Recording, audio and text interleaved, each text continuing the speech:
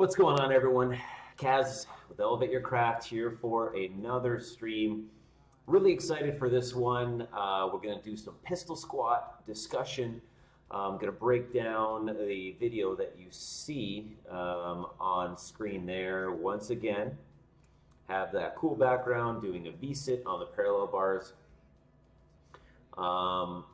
But then we have a video in there of myself doing a pistol squat sequence that I've been practicing for a little while. But I do want to mention, of course, right above me, the word of the stream, that is expatiate, to speak or write at length or in detail.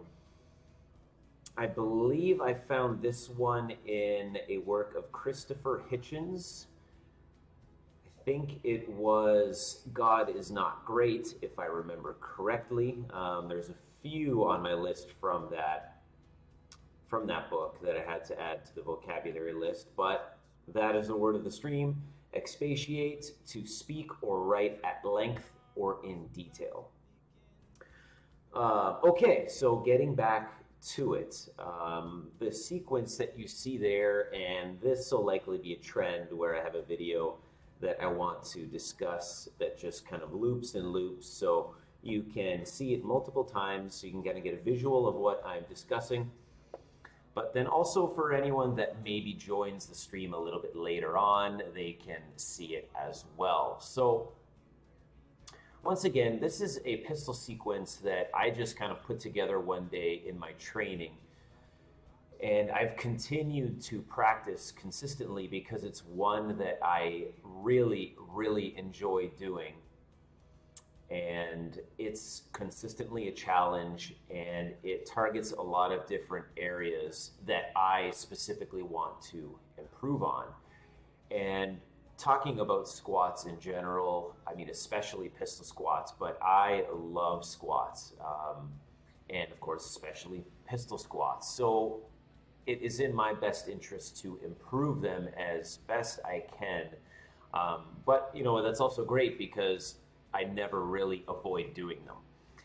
So with this sequence, I've used it as sort of a gauge for how I'm doing. I'm just going to turn this down a little bit. Yeah, so I use this as one of the gauges of how I'm doing in my squat training. So first off, the sequence. So it is a pistol squat, and then I sort of transition to a shrimp squat starting position. And then from the shrimp squat, or I should say I perform the shrimp squat, and then transition sort of back to the end positioning of the pistol squat, and then do a little test of balance movement that I threw in there, just of course to test my balance, just something that came naturally while I was doing it. And then I end with a wushu pistol, the pressing to a wushu pistol squat. And the wushu part of it is kind of just grabbing the toes of the extended leg and then pressing up from there. So I love this sequence because it tests balance. It tests how well you can stretch during the movement, and then your overall coordination. It tests the skill aspects of the pistol squat, which I am fascinated with. I've always really enjoyed the skill aspects of progressive calisthenics in general, but also pistol squats. But I wanted to talk briefly about if you're in a position of working toward a pistol squat. I want to talk a little bit about how I did that and what you can do to work toward achieving the pistol squat. And I mean, before even thinking about it, I would encourage you to be already at an intermediate level. So you have a really, really good close squat. And that's one of the things that I would highly recommend if you're looking toward the pistol squat, is to have a highly developed close squat. So what that essentially means is you're doing a body weight squat, However, sort of the pinnacle progression of the close squat would be to have the feet together in a full deep squat. That is super important because it not only develops overall strength, but ankle mobility and strength. And as you progress into, oh, hello, your boy's shoes. How's it going? So I'm talking about the pistol squat, and hopefully you can learn a little something from the video there, which is demonstrating a sequence that I have been working on for a while now, but I'm just getting into some of the things that you can do in order to build up to a pistol squat. So first, it is developing the close squat. Again, because it will really help develop ankle mobility and strength. And if you look at the sequence there, ankle mobility and strength are very, very important aspects of that. Not only in the pistol squat, but also the shrimp squat, which is another movement within that sequence. But there's a few regressions that you can use, depending on where you are. One that I used all three of these pretty extensively, and the first is the chair pistol. So, it doesn't have to be a chair. It's really just a surface, like a bench, or even in this video, this particular bench here I used extensively. And I'll go into that in a little bit, but the chair pistol squat allows you to essentially use that surface to cut the movement sort of in half or in a quarter, or you can even go 3/4. That way you sort of train the sequence really specific to your capabilities. So essentially you're kind of squatting, but then dropping onto the surface of said chair or bench. And that's an excellent one because it really allows you to meter the difficulty of the process. And then one thing I would really encourage focus on is not pushing yourself forward or rolling forward once you've sort of sat down on that bench or chair. And even when you get into pistol squats, that's the type of thing that you might be encouraged or feel encouraged to do, is sort of roll forward in order to get the necessary momentum to press back up. And if that is the case, do not do that. It is horrible for the knees and can really just end up, hurting you. You can end up hurting yourself or something like that. And really, you're not doing yourself any favors if you're using momentum throughout that movement at all. And one of the things that I wanted to emphasize in that video is just the slow, very slow, controlled nature of each of the movements. And that's really where you want to end up. With the pistol squat, I don't know why I'm in MT. Well, I do play Magic the Gathering, and that's, I won't be playing it today, or maybe I will be, I don't know. But I also play Magic the Gathering. But what I do normally, what I specialize in, that kind of thing, is progressive calisthenics and jump rope. But then, we're going to get into sort of a gaming segment after this. But the past few streams, I've discussed some different concepts around calisthenics and jump rope. So that's why I'm in the MTG. I thought I changed the category, but I guess I did not. But that's okay. I'll get to it after this. So are you active? Are you looking to learn the pistol squat? What type of exercise do you do? So where are we? Yeah, so the slow controlled movements are really one thing that I wanted to emphasize. So as you're making your way through your squat progressions, I was always in favor of slowing things down a lot, even if your progression feels slower, all that kind of thing. It's a better long-term play because you'll have a lot more control. Okay, well, thanks for stopping in. Good to see you. Okay, yeah. So we kind of got past the slow control movements of that, and then the chair pistol. So that's a great way to start. And I do have a few videos actually demonstrating the chair pistol. What I'm doing today is just giving you a brief overview of not only the sequence, but just pistol squats in general. I also did a progression video from the bodyweight squat to the wushu pistol squat, which you can find on the Elevate Your Craft page on Facebook and YouTube, which all have the same handle. It's Elevate Your Craft, all one word. So any of the exercises that I do reference here, you can find there to get a visual. The other progression would be self-assisted pistol squats. The key to this exercise is finding the right tools. And the name implies you're actually helping yourself do a pistol squat.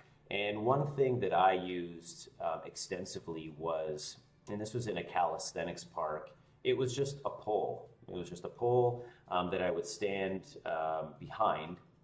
And then as I would drop into a pistol squat, I would maintain my grip on that pole. And depending on the level of strength you have in the loaded leg, you can use the pole to a greater or a lesser degree. And one of the gauges of your strength is how much you use your arm or arms to support you when doing the pistol squat. Now, one of the things that I learned actually through experience, I didn't really consider it from the beginning, was when using said tool to help you in the technique, you really want to pay attention to how much it's actually distorting your technique, if it is at all. If you're wrenching your body, if you have to turn, if you have to use say it was a pole or something like that, too much, then you just want to regress. And that means that you're not strong enough. The loaded leg is not strong enough. Your core is not strong enough. The hips, the hamstrings, quads, all the muscles involved in the movement, they're just not strong enough to support the pistol squat or that variation of the pistol squat. So you'd want to just regress and then go back to chair pistols, and then maybe make your chair pistol more difficult by lowering, the chair or the bench or the surface that you use to implement that technique. So that's one thing to keep in mind, because throughout these progressions, you want to really maintain proper technique, and then you simply use that iteration of the progression to just kind of suit your capabilities at that time. So self-assisted pistols are also great because you can, it's a bit tough to manage, but you could give yourself more assistance or less assistance.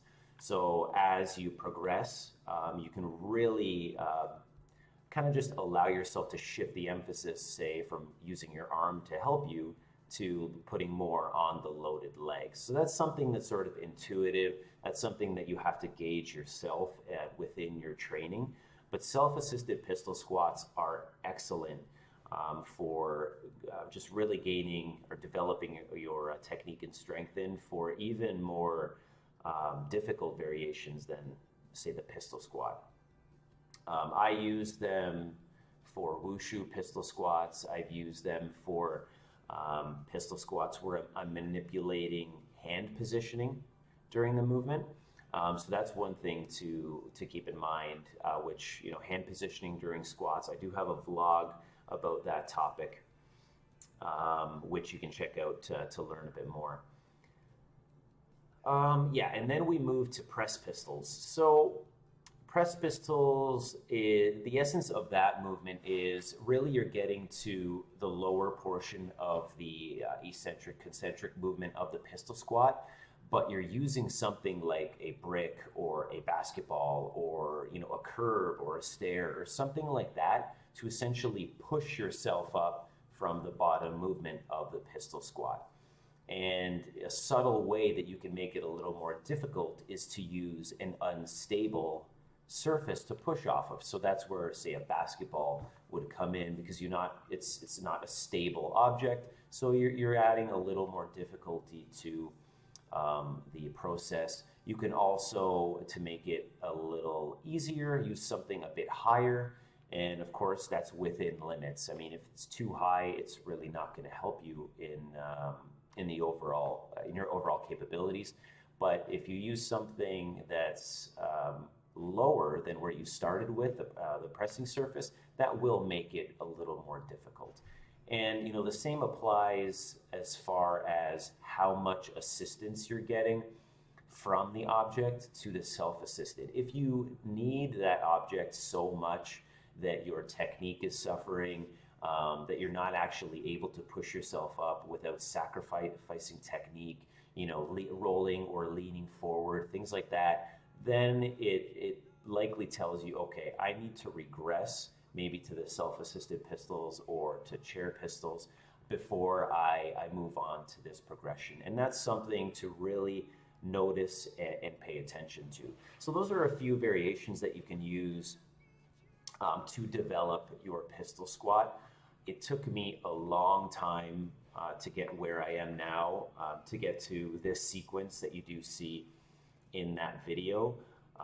And I'm still to this day perfecting that technique. I would say the shrimp squat, which is this variation that you see there where you pull the leg behind and then squat, that's something I'm working on more now, just for ankle flexibility, things like that. It's a very difficult movement to master, but there's always something to improve on. So if you want to delve deeper into pistol squats, check out episode 32 of the Elevate Your Craft podcast. You can find that on YouTube, on iTunes.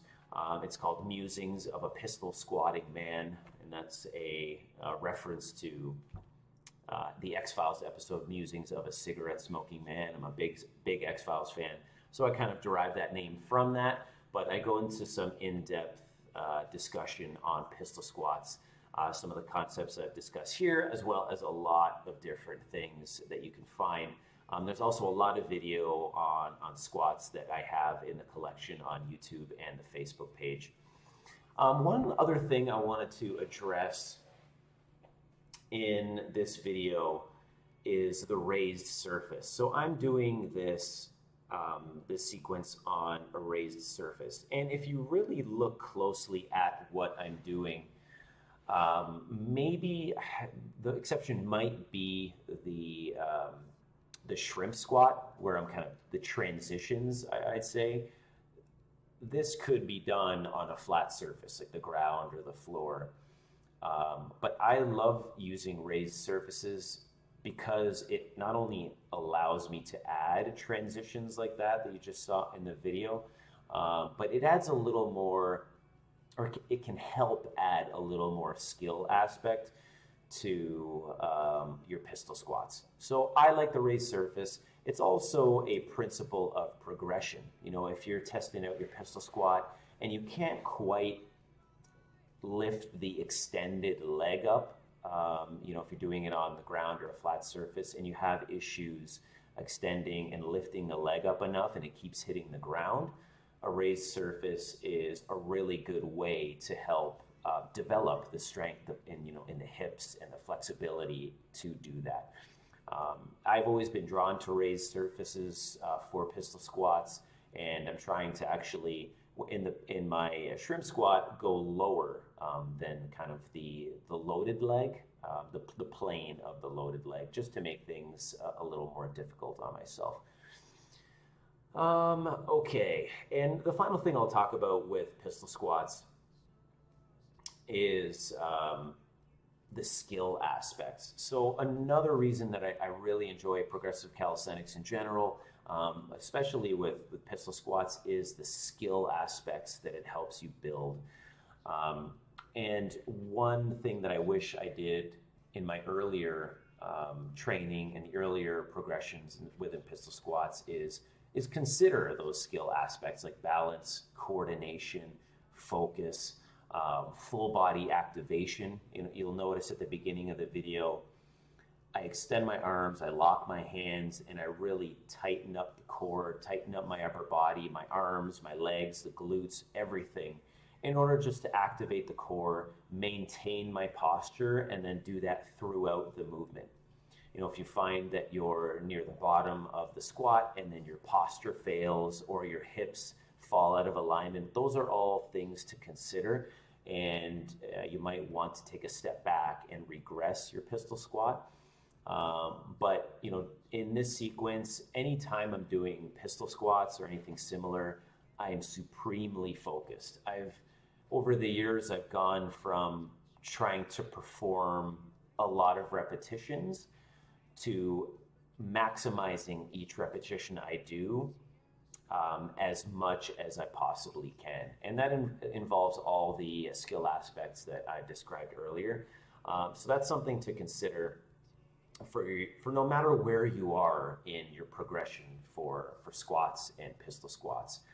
It'll benefit you greatly in the long term. And then another thing which I've touched on already is emphasize control. I really encourage slowing things down as much as you can, because it will reveal weak points in this case, in your pistol squat. And one area that I had issues with was sort of in between kind of the starting position and the bottom position of the pistol squat, kind of in the middle. I would notice that I would fall a lot quicker. I wouldn't necessarily fall, but the movement got faster sort of in the middle of it, kind of indicating to me that I lacked strength in a certain part of the chain. So I really focused on that spot in my movement in order to build the strength there. But I wouldn't have really known that unless I slowed my pistol squat down tremendously and then noticed it. And focus, yeah. I mean, I did mention focus, but I usually pick a spot in front of me, whether I'm at the gym or I'm working out outdoors. I just pick a spot and look at it and then focus on it throughout the whole movement, just trying to maintain that control that I've spoken about. So once again, that sequence is the pistol squat with a transition to the shrimp squat starting position, then the shrimp squat, and then I transition to the bottom part of a pistol squat. And then I do a little movement that I added in myself just as a test of balance. You know, at that point, I also shift forward a little bit to kind of move the ankle, build a little strength in the ankle mobility, and then go back to the bottom portion of the pistol squat and then grab the toe of the extended leg to make it a wushu variation and then press back up. So that's a little something that I just put together while training one day, and it's a sequence that I've been developing and improving on now for at least a couple of years. So anyway, that's it for the analysis of this pistol squat sequence. I hope this helped. I hope maybe it inspires you to get into pistol squats or progressive calisthenics in general. You can find the exercises that I've talked about and the variations in a progression video that I did on squats. That's on the YouTube page. Once again, check out episode number 32 of the podcast. There's a lot of squat talk in there. It's called Musings of a Pistol Squatting Man. So you can use that to learn a bit more. And I'm definitely I'm not going to stop talking about squats anytime soon. So definitely more to come. Okay.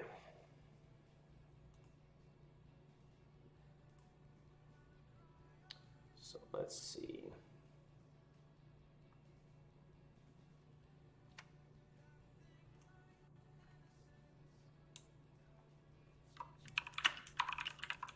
Just going to change up the game. Learned that I was in the MTG Arena category. So we'll update that.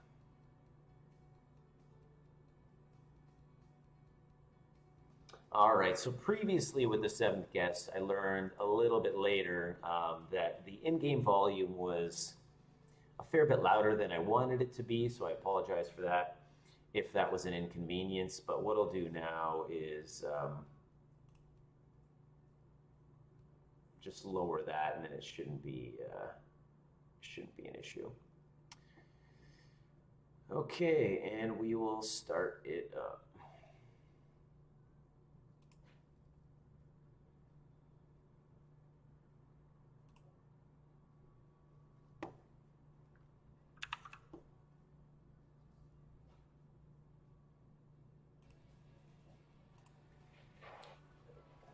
All right, so where did we get to last time?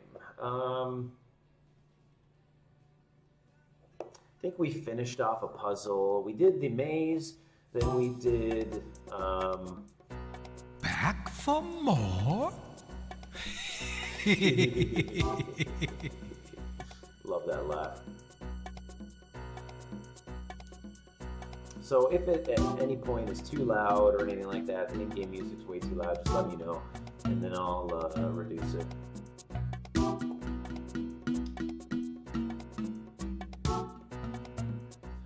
Fortunately, the graphics in this game are so old that alt-tabbing out of it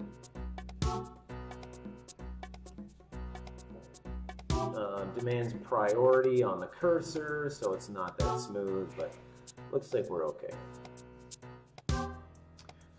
Alright, so we'll load the game. There is some history with this game for me. This is probably my third playthrough. Oh yeah, okay, we came right out of the maze. When all the 7 guests have gathered, you must figure out what I want. It's a puzzle, Mrs. Knox. And mind you, the others are also working at the same task. It may all depend on who has the greatest need, or who is the bravest. There are clues throughout this house as to what must be done. The house is alive with clues. Hoping to meet you in the flesh. I remain your host, Henry Stuff. He is an evil man. Alright, where are we now? I think we have to go do the bishop puzzle.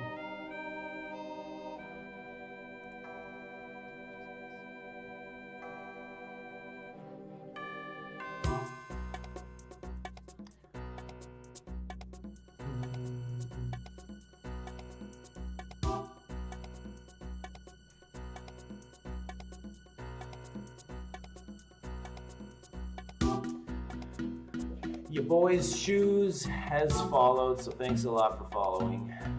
Much, much appreciated. Although he did peace out, I believe, so thanks for stopping by.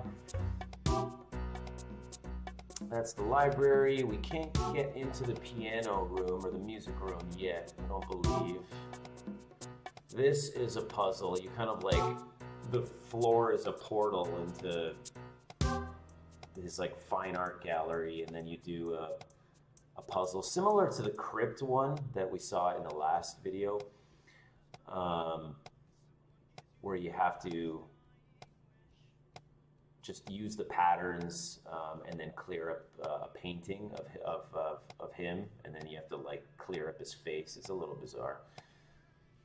So that side is done, I believe. So we'll try the bishop's puzzle. That is a little creepy.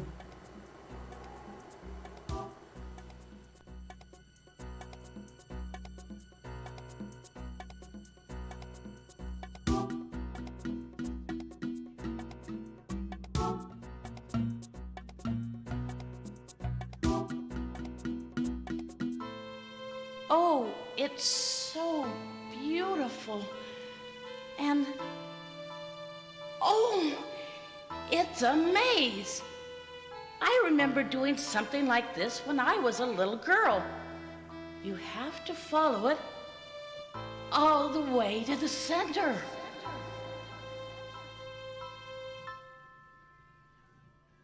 All the way to the center.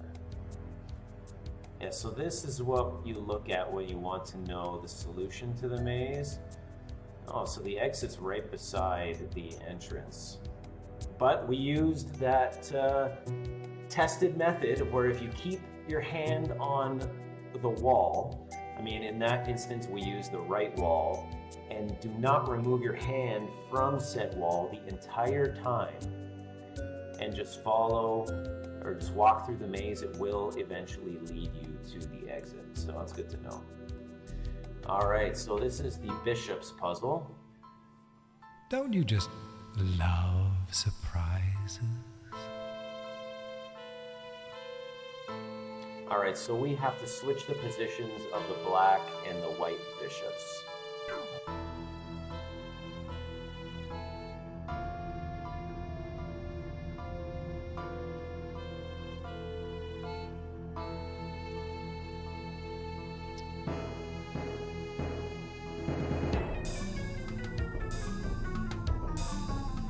Which way should I go now?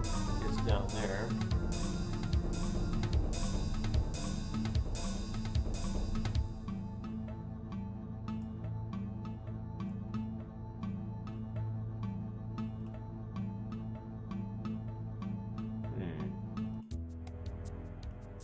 So that one can't go anywhere. Which way should I go now? That one can go up here.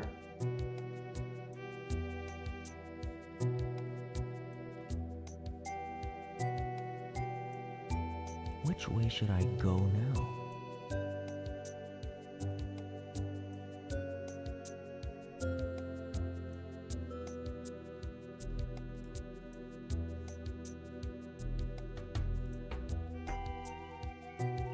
Whoops. Okay, no, that's all right. Which way should I go We can now? go up here and get the two middle ones. Oh no, we can't. We gotta move the white one first. Which way should I go now?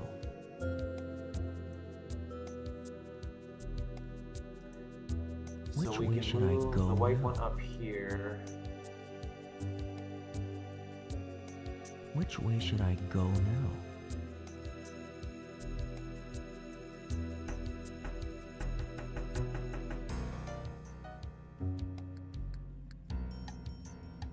Which way should I go now?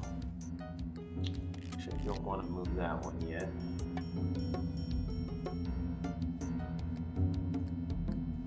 That one can't move.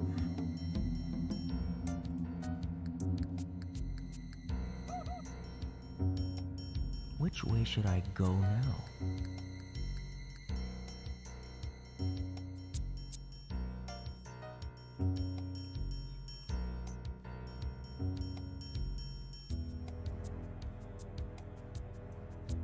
So black was left, white was okay.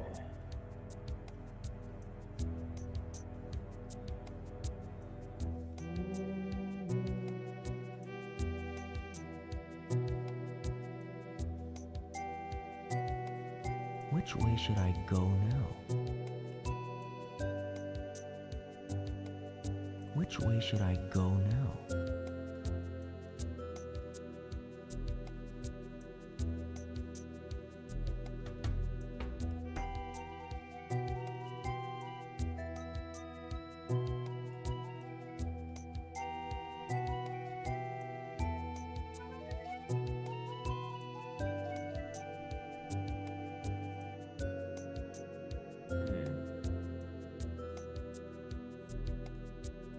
That one can't move. I have to move that one.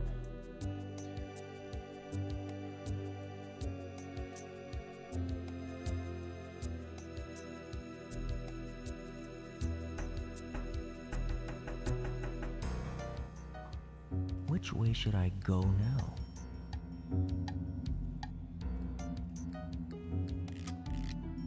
Okay, so those are back to square one. Which way should I go now?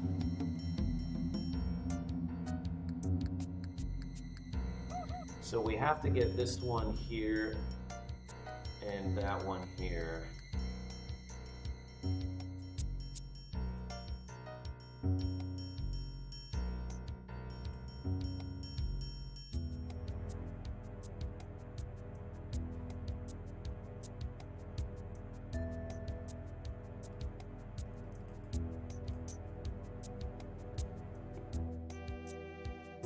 Which way should I go now?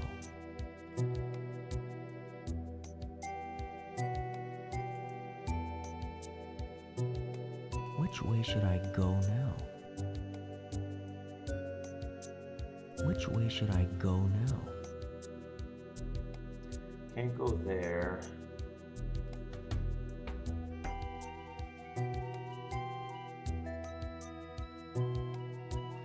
Well, we're close.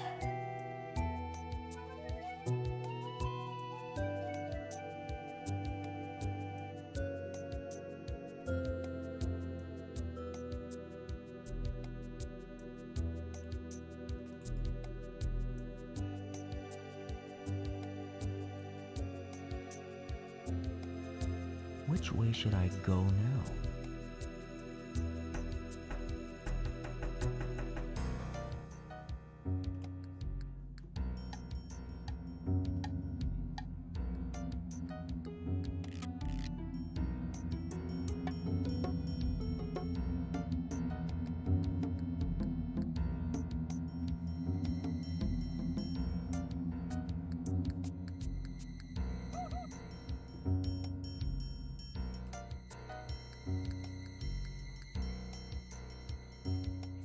Which way should I go now?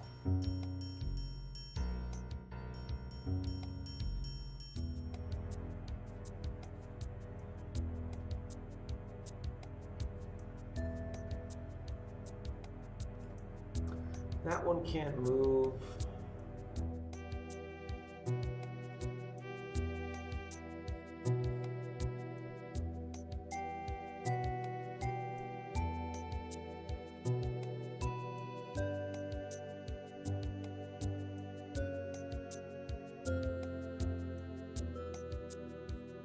Which way should I go now?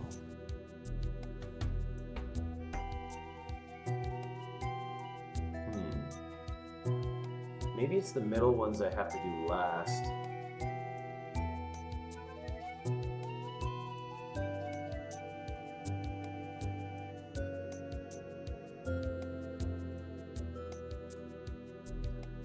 That one's not going anywhere. That one can't go anywhere.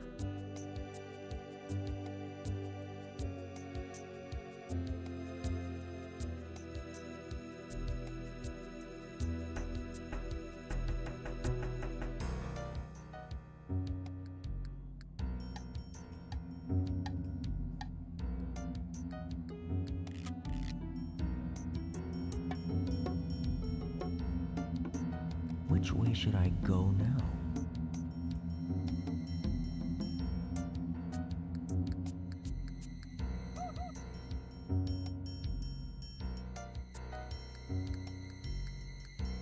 Which way should I go now?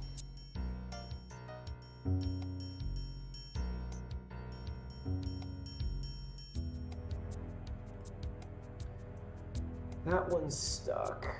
Which way should I go now?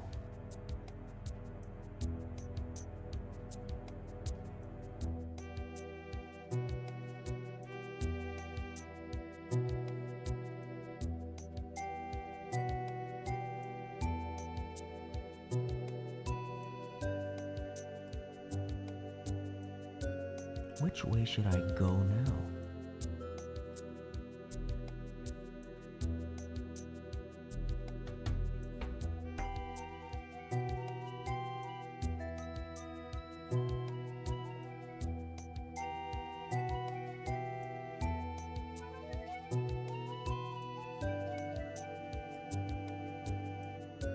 Okay, so we got half done.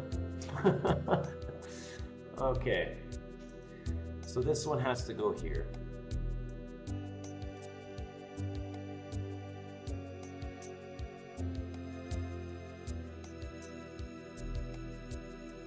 Which way should I go now?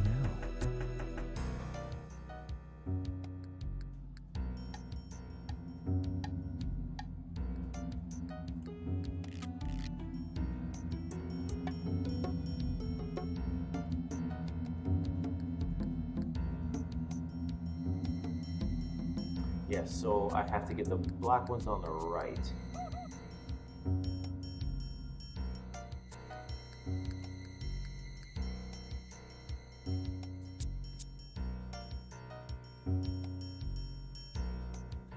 I think so, anyway.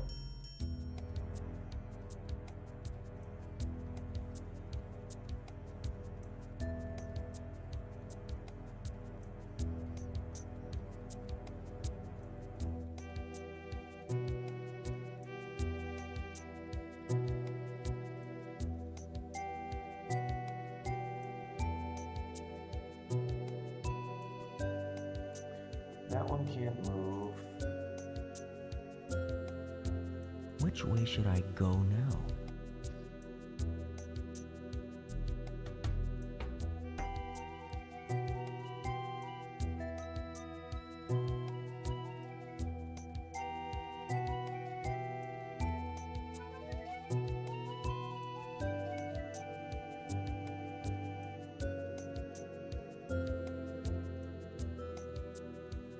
Which way should I go now? Well, now we're undoing what we've done.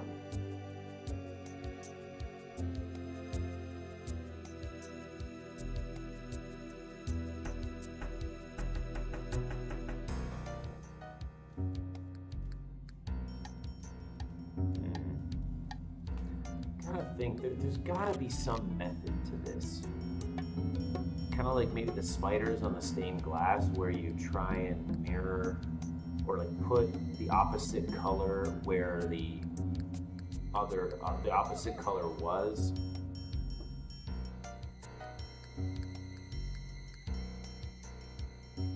Like right now, if I bring the white bishop down here, but no, maybe I do it this way because I need to bring the black bishop. So if I move this one, and then I mirror the other. Which way should I go now?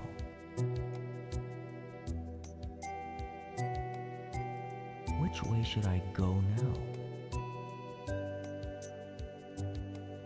Which way should I go now? Okay. Which way should I go now? Bring that one there. Which way should I go now? Which way should I go now?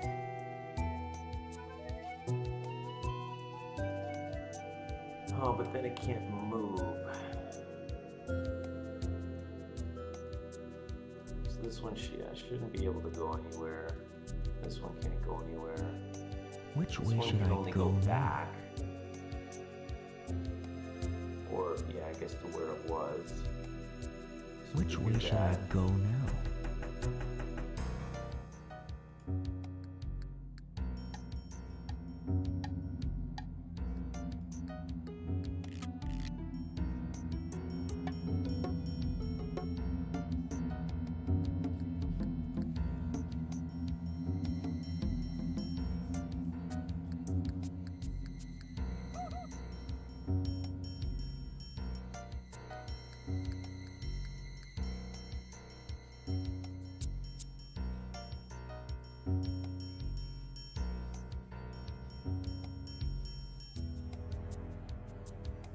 Which way should I go now? Now I can move this one there. Which and way should I then go now? There.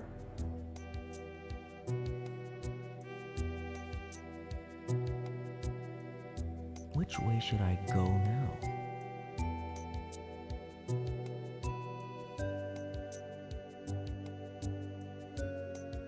So I moved.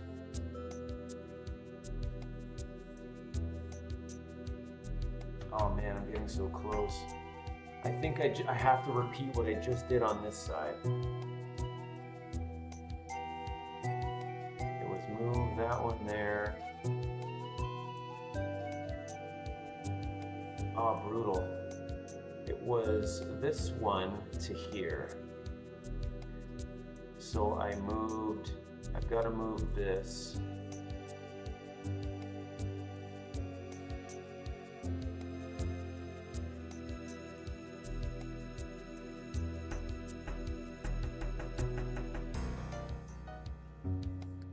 Which way should I go now? can Which move way should I that. go now? And move that there. Okay.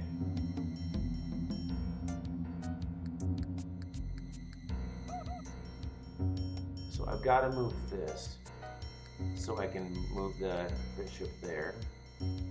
Which way should I go now? I can move that here. Does that free anything Which way up? should I go Frees now? this up. Then I can move that there. Which way should I And go then now? there.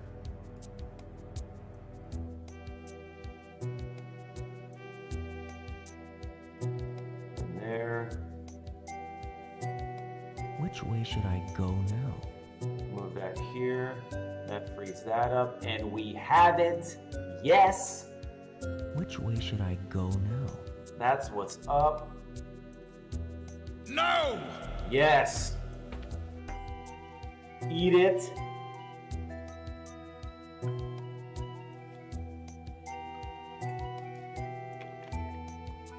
Okay, that's good. All right, so let's look at our map. Get an idea of what rooms we haven't conquered. So that's the first floor. We can probably enter the floor now and get into that art gallery room that I was talking about before. We will look at the second floor now. So all the dark brown ones are completed. So we've got to enter this room, I think. And then we get back to the dreaded, not back, then we get to the dreaded microscope puzzle, which is insanely hard. There will probably be streams that are just literally dedicated to that puzzle alone. Hey, Your game okay. has been saved. Okay, we return. All right, so this leads into the bathroom where there is a bishop's puzzle that's kind of similar to, or sorry, not bishop, knight puzzle that's quite similar to the bishop one that we just did. We literally have to do the same thing. We switch the positions of the black knights with the white knights. This one's complete.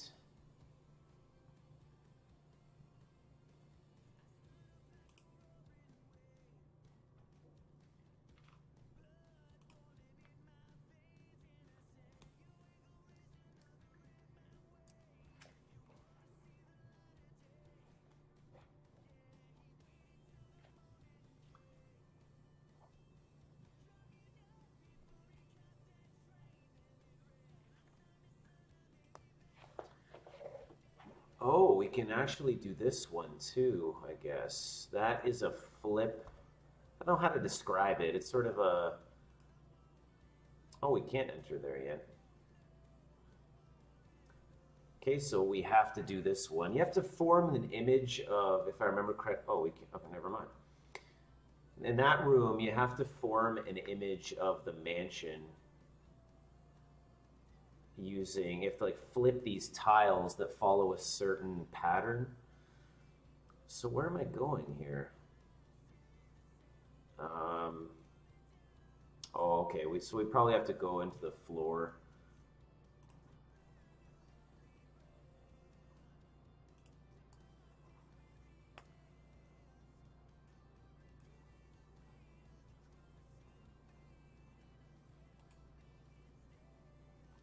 This puzzle coming up is a little frustrating.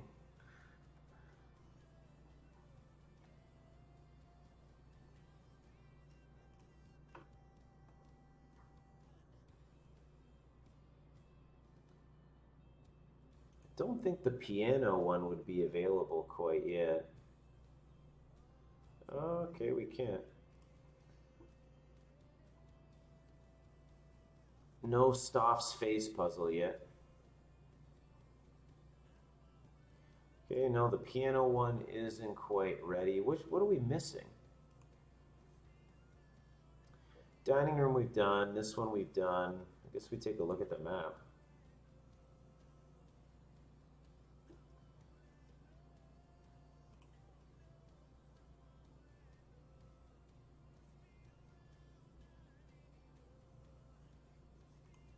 Basement, we did. The crypt, we did.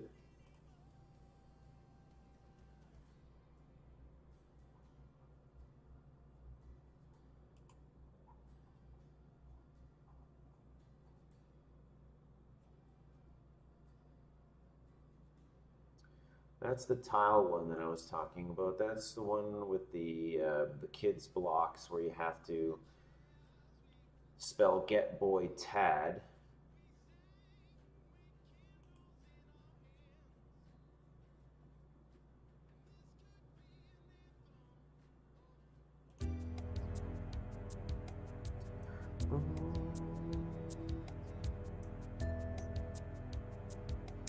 Oh, you know what else it is, I think, too, is you have to watch the dramatizations. So I think I'm missing like a video or something. Yeah, that affects it too, where you have to watch and learn about some aspect of the storyline before you can move on.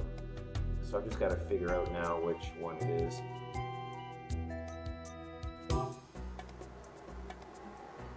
Oh, that's creepy. Okay, so it's telling me to go back into the bishop room. So maybe there's some clip we have to watch or something.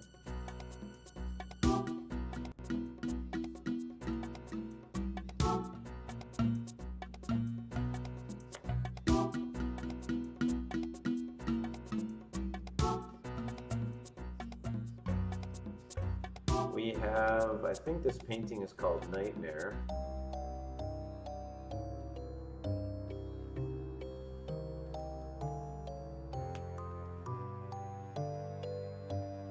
Wow, that's quite macabre, I must say.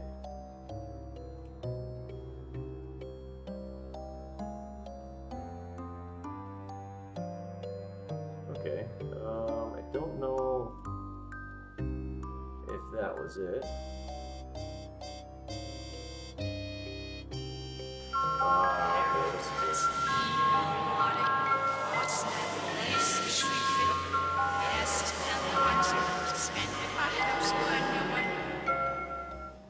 I don't even have an opinion. Okay, so that might have been the trigger that we needed.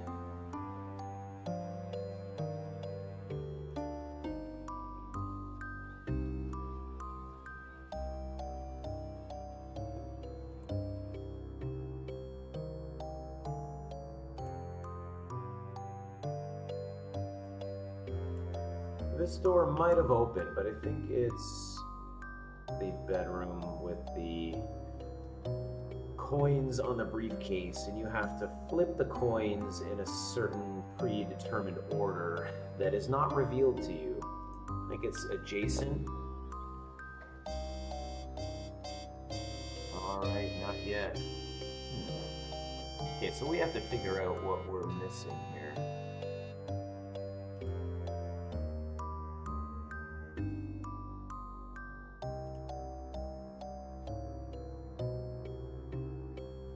Don't think we can go into the bathroom this way. The attic is behind there.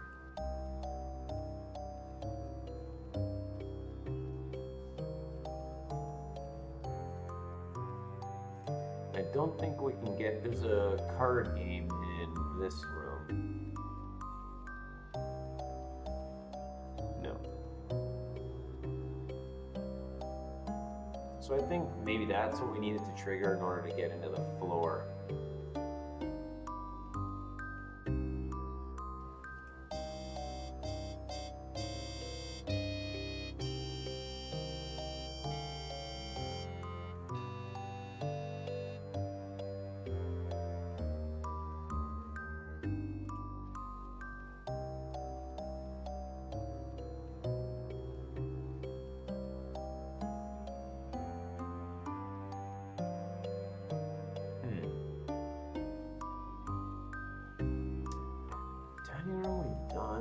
think it's the piano yet, but...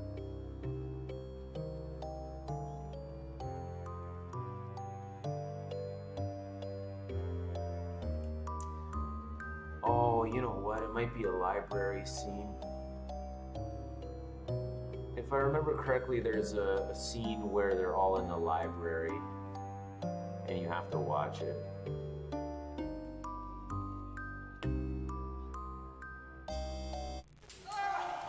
Okay. I was correct.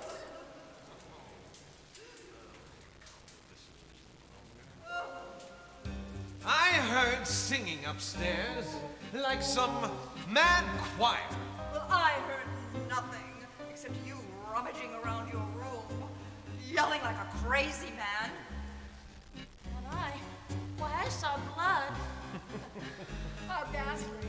I don't know how to describe what I saw. Why, none of you has ever seen None of the rest of us saw anything. How boring. I suggest we all leave and have some supper. I think that we were meant to eat the soup. Wait! We need some rules. We need to stick together, play as a team. No. Don't be such a bore, darling. It's a game. That's why we were invited. It's a game. Everyone for himself. Or herself. Crazy old star is watching us, scaring us, watching us play at his puzzles. Only he knows the rules. Only Star knows the rules. Oh boy. And then this book here, if you can't actually complete a puzzle and I think you have to actually go to the puzzle, trigger it, and then you leave, and then you go to this book, it'll give you a clue as to how to solve it. And then if you go to it enough, I think it's 3 times, it'll actually solve it for you. Okay, I think there's a trap door in here that we can use. I don't actually know where it leads. I forget, but... Old Man Stauff built a house and filled it with his toys. 6 guests were invited one night. Their screams, the only noise. Blood inside the library, blood right up the hall, dripping down the attic stairs. Hey, guests, try not to fall.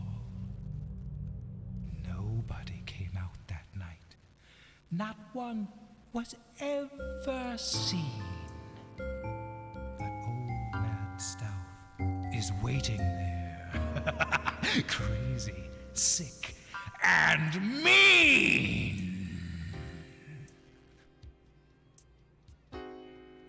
Okay, guess we don't have access to the trapdoor yet. Okay, so I think that's what we needed to see to open maybe the floor into the art gallery or the room upstairs with the bedroom upstairs with the coin puzzle. The music room is to the right, and that's the piano puzzle. But that's later in the game, I'm pretty sure.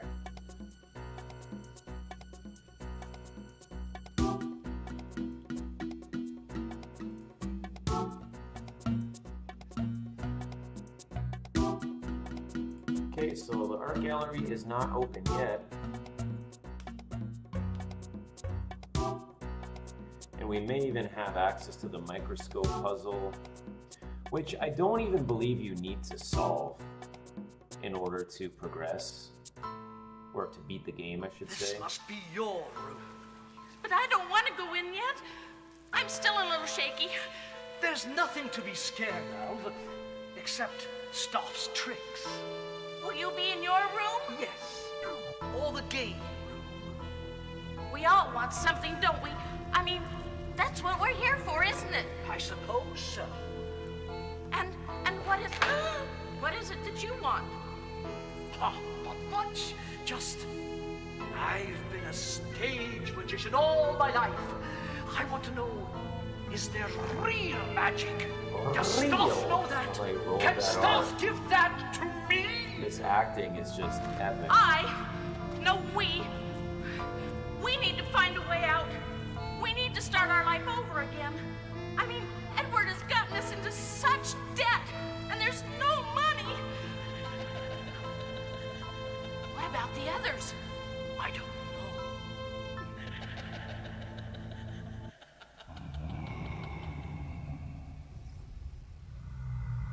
Man, if only they remade this game. It's so good.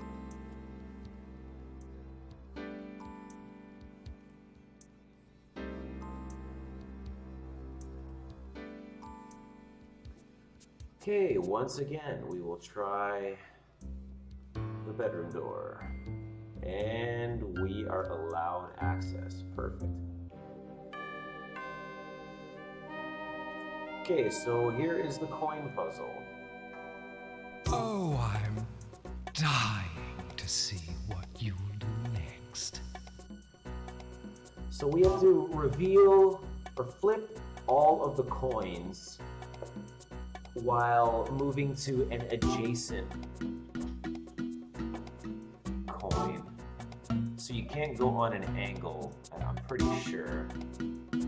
So I think I'd have to end on these two, this one to this one. And then the first one is easier, and then you move on to the second one.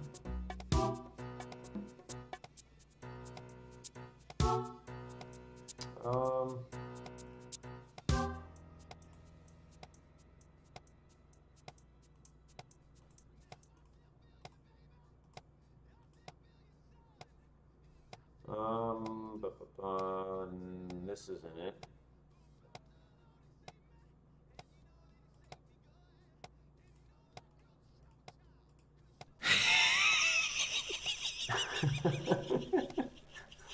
That laugh. I'm going to have to start again. Yes, you are.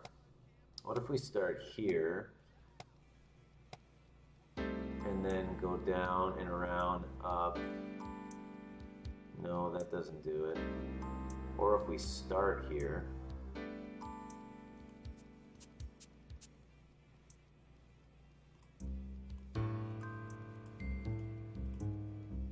Okay, I think this is it.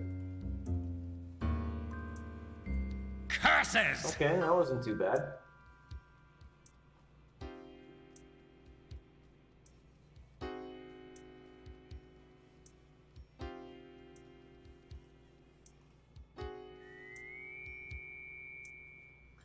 So the hardest ones to get to are these. Because there's really, well, there's 2 access points.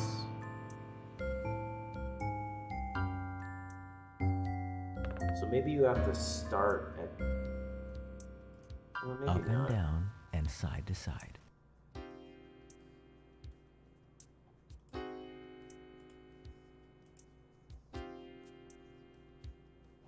Oh, I don't think no, I think I A leap of screwed this intuition one up. to unhide them in sequential order.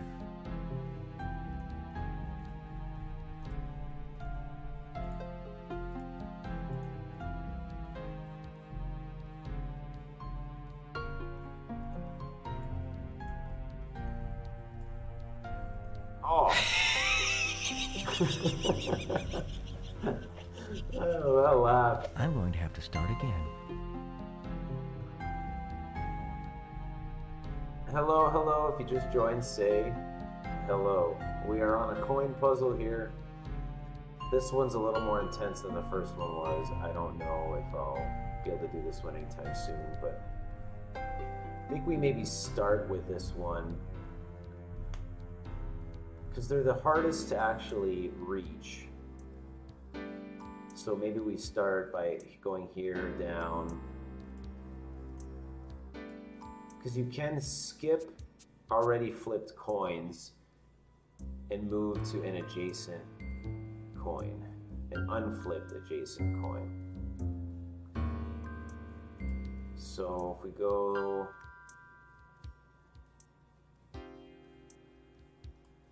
I don't know if this will do it. Because I think this one,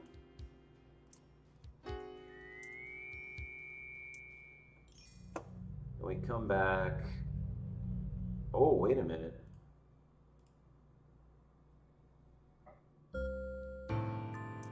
I think we might have it.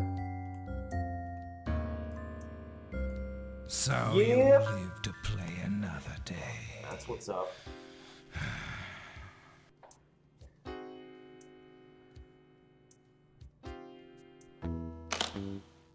Learn a little more about the storyline.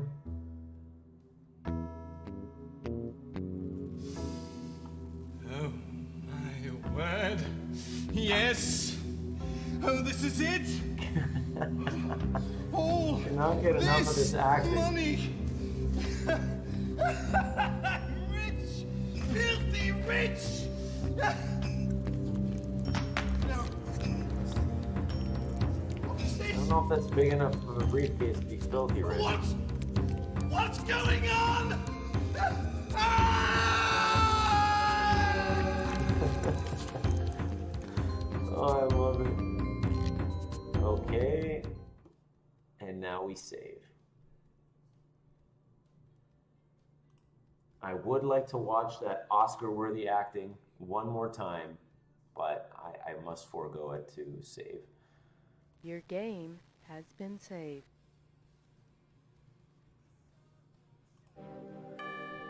Okay, so... Oh, another dramatization. A secret room. This is the puzzle that Stop set out. And I solved it.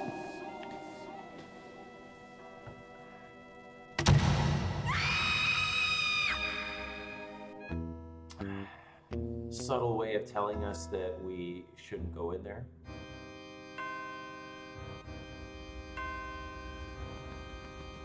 Oh, this puzzle. I've honestly never understood how to do this one.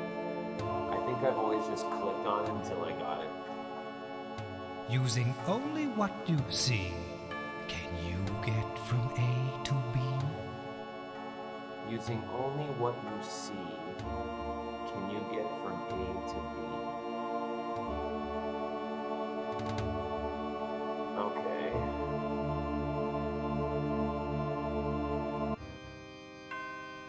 So we've got 3 different colors.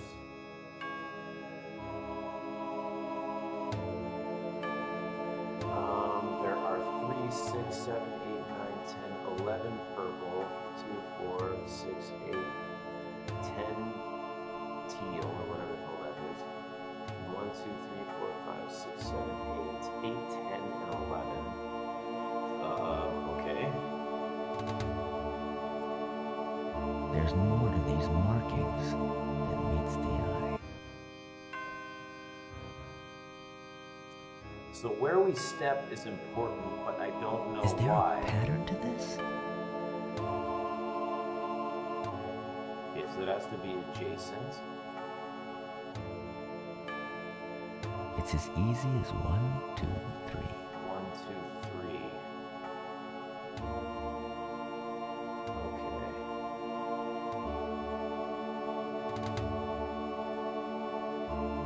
One, and then it fell. 2, and then those 3 fall, but I don't know why. 2. Oh, that's probably not good. We'll all be dead by the time you I solve don't even this. know what's going on. Using only what you see, can you get from A to B?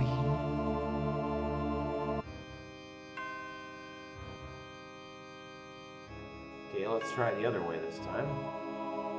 There's more to these markings than meets So the the one eye. fell away, so that's probably a good sign, because that's how we started. When I clicked on the next block, the first one fell. So now I think we want to jump on, or walk on.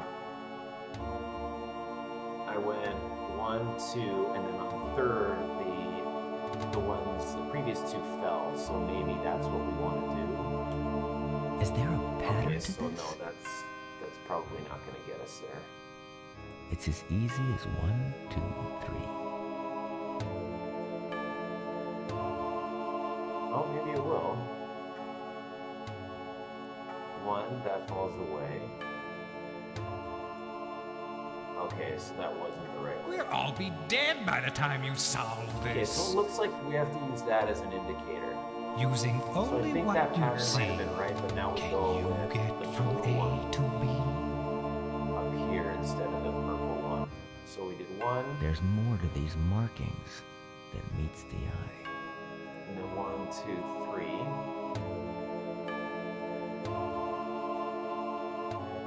Is there a pattern to 1, this? 1, 2, It's as 3. easy as 1, 2, 3. 3, 1, it falls away, and then 2, 3. We'll all be dead by the time you solve this. Using only what you see, can you get from A to B? I have no idea, man. I have no idea. There's Okay, more to these markings than meets the did eye. 1, 2, 3. Maybe that's the right pattern. And then I go Is 1, there a that falls pattern away, to this? and then 1, It's as easy as 1, 2, 2, 3. They fall away. Okay, I think that's a good sign. If I click this, then that blue one's gonna fall. Okay. 1, 2, 3, 2. Oh no. Okay.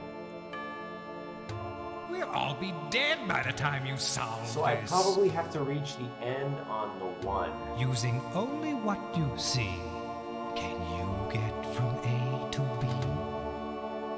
So what did I do last time? 2, 3. There's more to these markings than meets the eye. Okay, then 1. Okay, now we're back on the 1, 2, 3. So what did I do last time? I think it was these 3.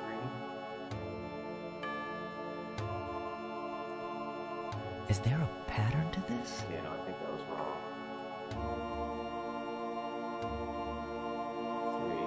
3. It's as easy as 1, 2, 3. And then that falls away. And then I put 1, 2, 3. 2. Oh my god. We'll all be dead by the time you solve this. Using only what you see, can you get Okay, we're from gonna get it. I A think to we're B? close. I think this part's correct, what we're doing here. 2, 3. Okay. And then it was 1. There's more to these markings than meets the eye. And then 1. Oh. Maybe not. Is there a pattern to this? Okay, no, this is incorrect. It's as easy as 1, 2, 3. We'll all be dead by the time you solve this. Using only Okay, what I you think we see, have to go on can to you get this from purple one A here to on the B? left. So 1. There's more to these markings than meets the eye.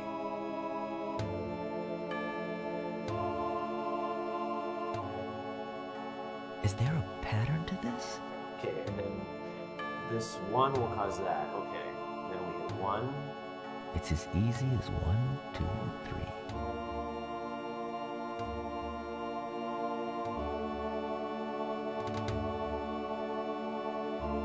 Okay. The next one goes down. 1, 2. No. We'll all be dead by the time you solve this. Using only what you see, can you get from A to B? I have to exhaust all the possibilities on this side, and then before I try and go this way. There's more to these markings So than 1. meets the eye. 1. 2. Is there a pattern to this? 3. think that's correct. Okay, now we hit this one, the one falls. It's as easy as 1, 2, 3. Okay, then this should, if I click this and this falls, then I think it's incorrect.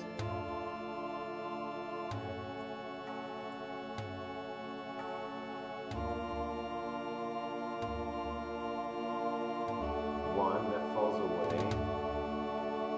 One, 2, 3. We'll all be dead by the time you solve this. I wish I knew what was going on. Using Well, we can always only go to the what you library see, and check that book. can you get from A to B? There's more to these markings than meets the eye.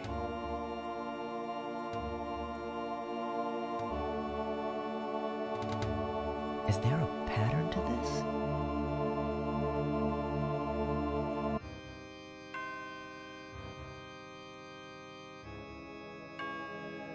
It's as easy as 1, 2, Or 3. maybe I have to go where 1 falls, and then 2 falls, and then 3 falls.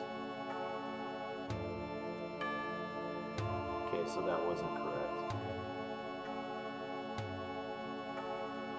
We'll all be dead by the time you solve this. That might be it. Using only what you see, can you get from A to B? And these colors must mean something too. It's There's 1. more to these markings than meets the eye.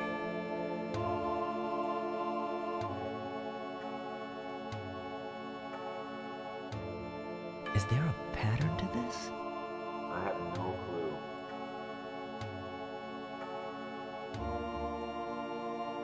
It's as easy as 1, 2, 3.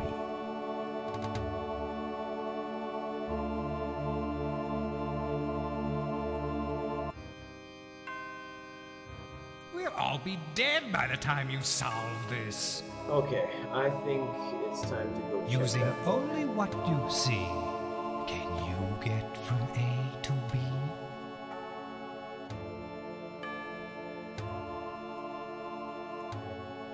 Two, 3. There's more to these markings than meets the eye. Is there a pattern to this?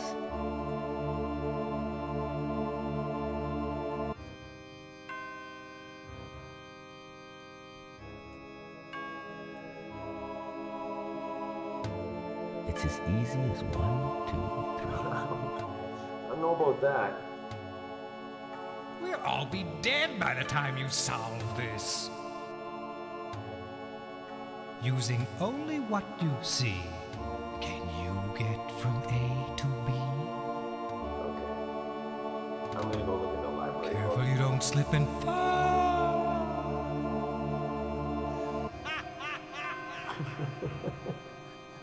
That laugh. Oh, man. Oh, it brings me right to it. Alright, I'll take it.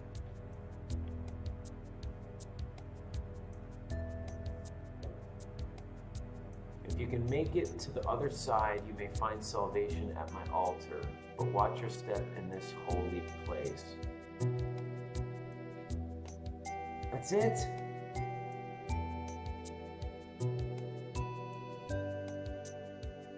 Okay, we need a little more than that.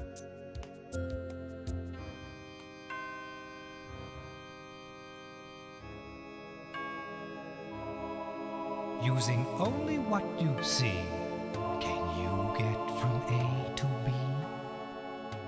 Let's see if it'll take us to the library. Careful you don't slip and fall.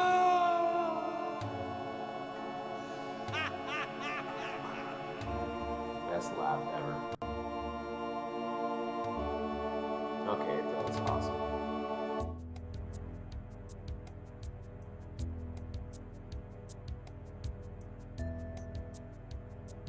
The markings on the stones represent numeric values.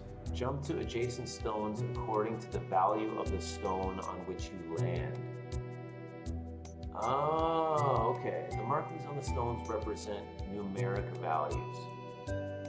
Jump to adjacent stones according to the value of the stone on which you land.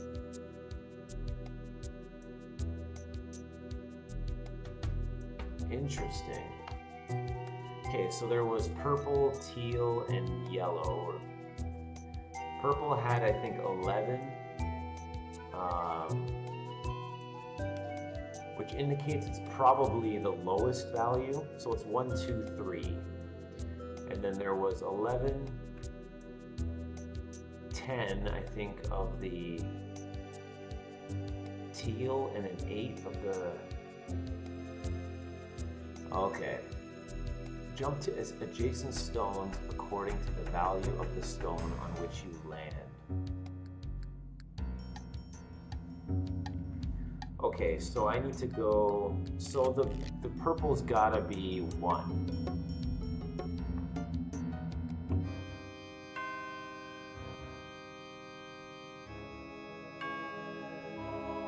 Using only what you see, can you get from A to B? So there was 1, 2, 3, 4, 5, 6, 7, 8, 9, 10, 11 of the purple.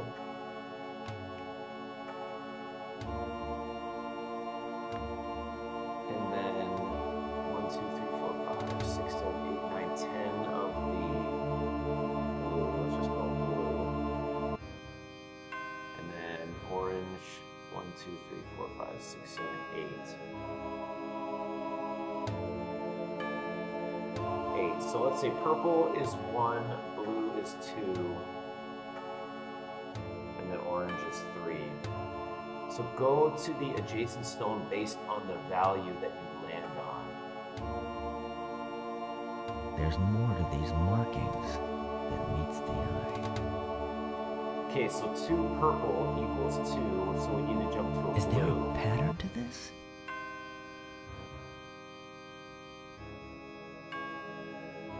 Right, so that would equal 3. So we go to the orange. 1, 2, no, that would equal 4.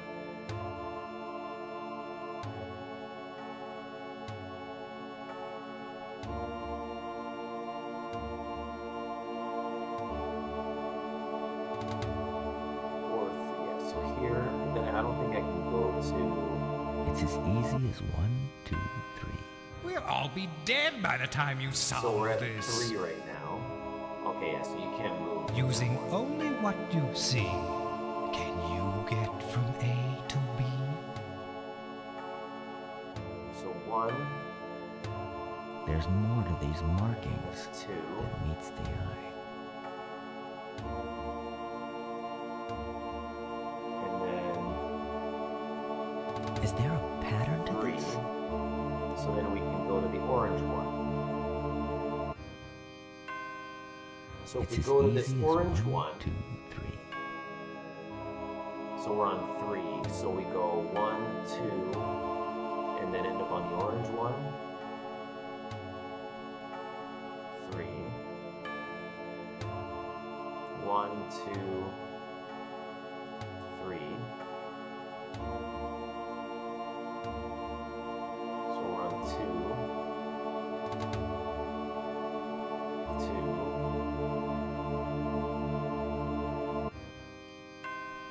2, 2, 1, 2, 3. There we go. Careful you don't slip and fall.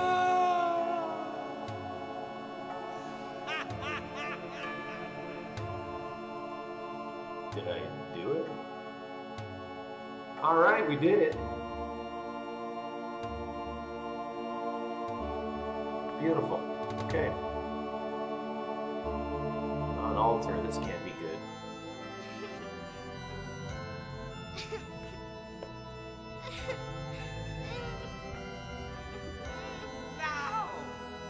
Now the sacrifice must come from you. It must be brought to me.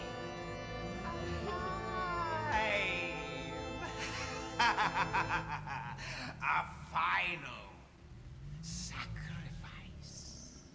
Uh-oh.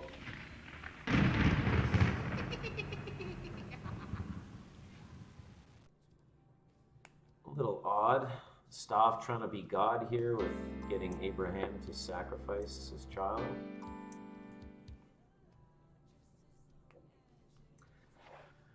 All right.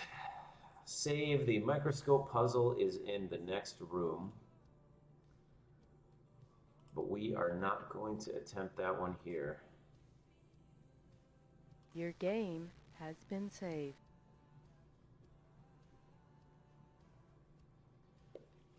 Okay, we will end off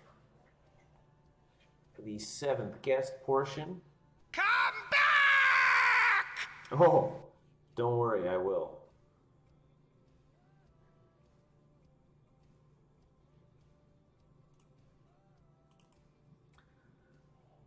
And get into some arena.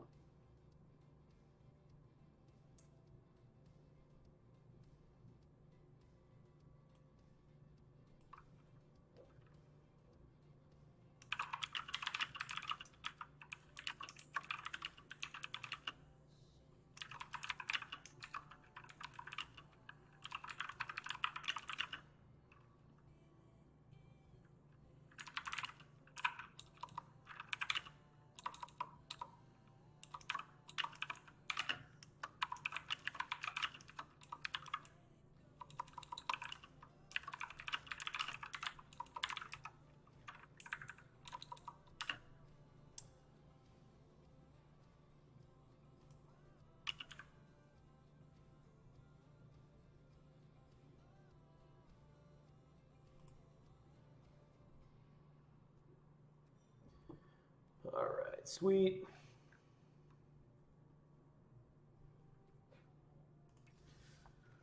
So I think we have, I mean, for the single match games, we have, oh, our display's a little off here. We have the mono red deck pretty much done. I mean, we need another Rekindling Phoenix, and that's it. We have the Steamkins. I mean, we need treasure maps for the sideboard.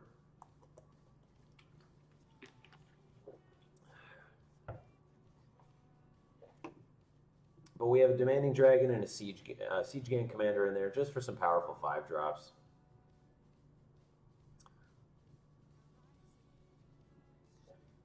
What was missing?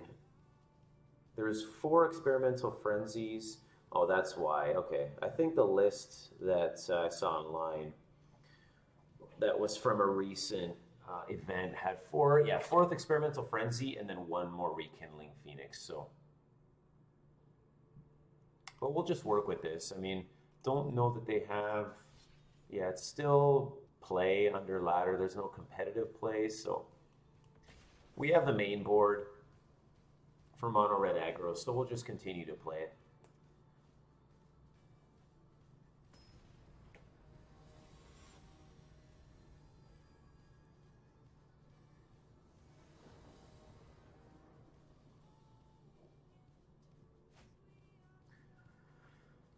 Okay, we're on the draw. 2 Firebrands, a Runaway Steamkin, and a Pyromancer.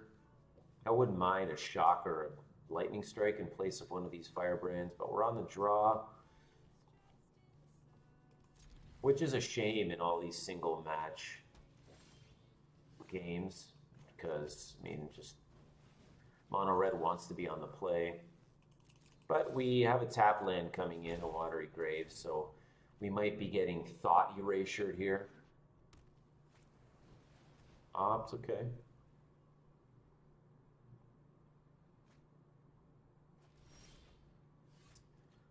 Third Firebrand.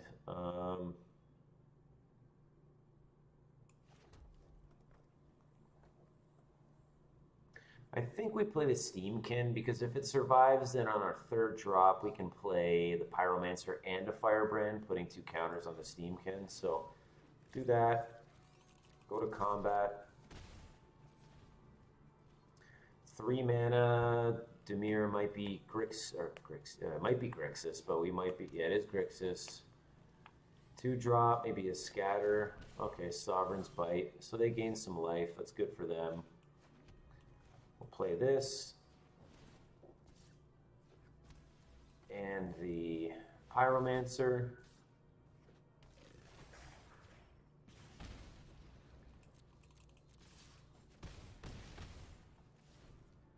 So Nicol Bolas might be coming down. If he does, we discard Fanatical Firebrand. Okay, Electrostatic Field's pretty good for them. We hope to draw land here. We really hope to draw land, and we do not. Okay.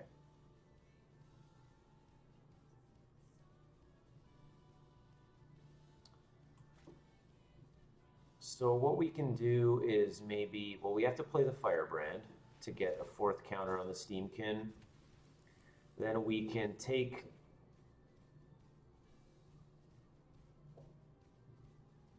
I guess we can attack first, right?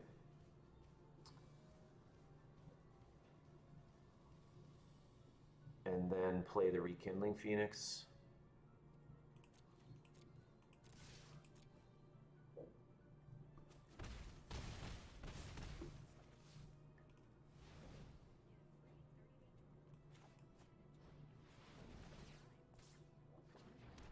Now, they're at 4 mana with 2 black sources, so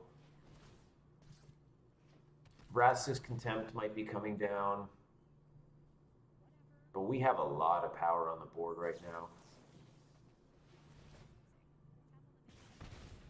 3, 5, 6, 9, 13.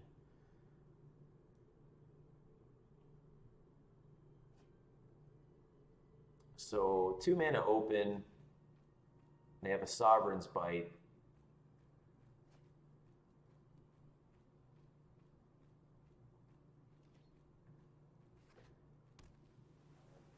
So a land would be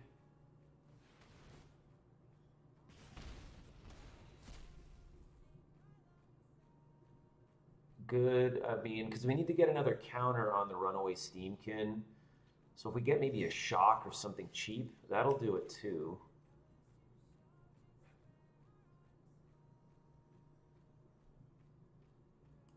So then we can play Demanding Dragon.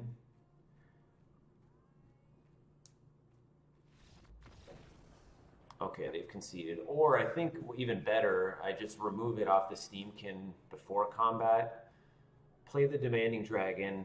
They have to get rid of the Electrostatic Field, and then we just swing in with everything.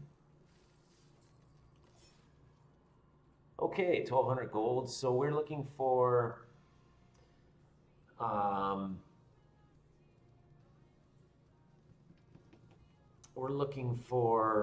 both mythics, I guess. For our Is It Spells deck, we only need 1 more Arclight Phoenix, and then we have sort of a meta list.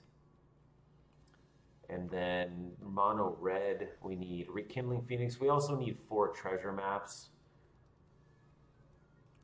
Whoops. And we're working on a mythic rare wild card, so that's actually pretty nice. So what pack do we open? It'd be nice to hit the Phoenix, but at the same time, whatever. Just get Guilds of Ravnica.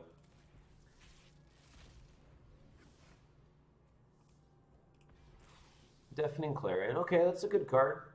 Happy to pull that one. 2 packs away from the mythic rare. Then we'll be able to get the Phoenix, I think. The Arclight Phoenix. And then have the main board for Is It Spells.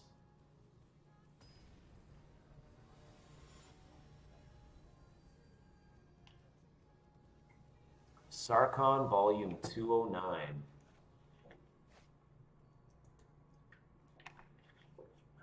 Okay, this is a good hand on the play. Like it.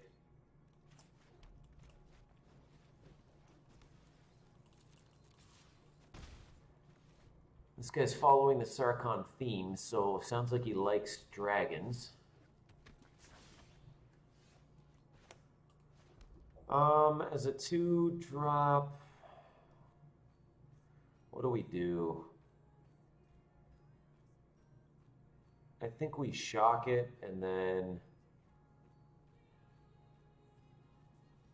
just attack in. It's not great, but odds are they have some pretty big dragons, and shock's going to become less meaningful as the game goes on.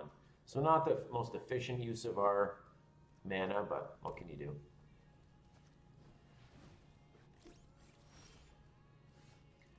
Okay, so that's something we definitely want to get rid of. And we can do that with the Chain Whirler, which is nice. And this is why being on the play is just so good. So if they have their own Chain Whirler, our Firebrand's gone. But we can Lightning Strike their Chain Whirler.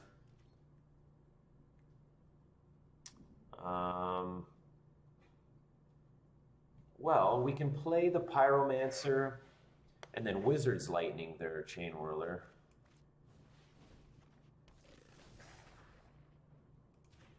Get in for 3.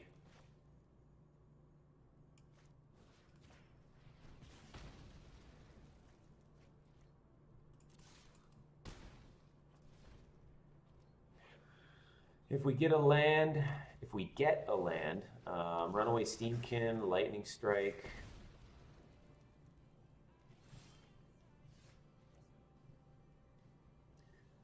Or we do this.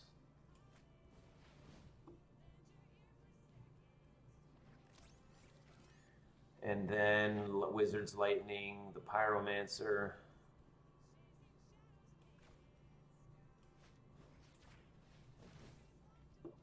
So they might respond with a burn spell.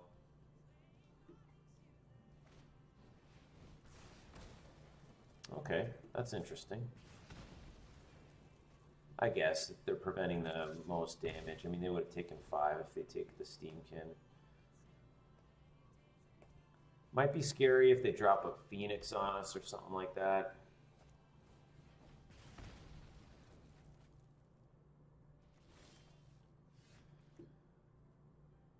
Well, we can do 7 points of damage here. We have 4 mana open. I think we go to combat, attack, see if they respond.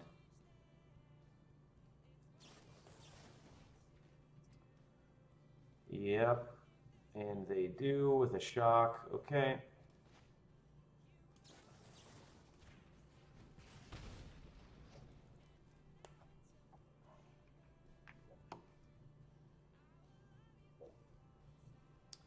Resolve.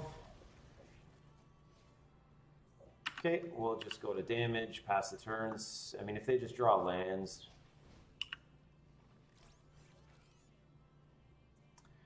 Do we want to use the Lightning Strike now? I don't think so, because if we draw a Chain Whirler,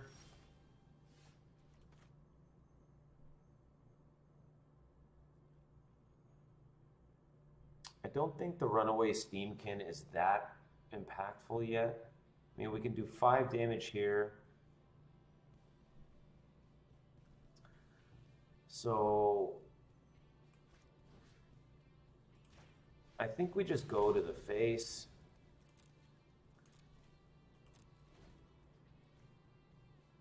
Because they're just pulling off the top, so I don't know that they'll be able to do 17 points of damage.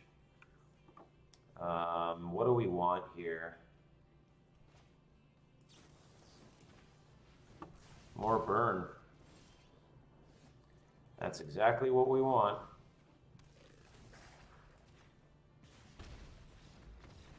There we go. So, I mean, at that point, you're like, okay, what do I want to see off the top of the deck?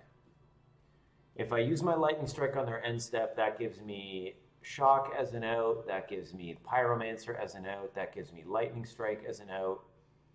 And I mean, it could be the case that you keep the Lightning Strike and then just do that all on your own turn, but you never know. I mean, maybe we want the 3 mana to play Chain Whirler, and then it takes out their Steamkin, or, you know, so I think that was a good play.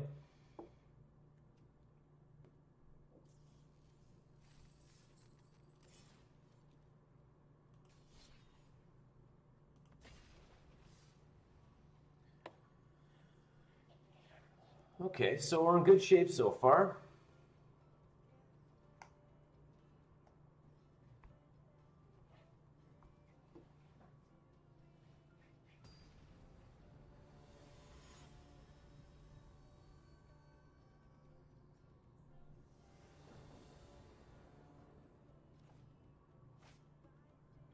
We are on the play. This is a decent hand.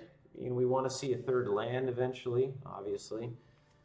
But a couple 1-drops, a couple 2-drops. If we pick up a land, we could have, say, on 3 mana, where we play a Steamkin and another 1-drop. But we're on the play again, which is nice.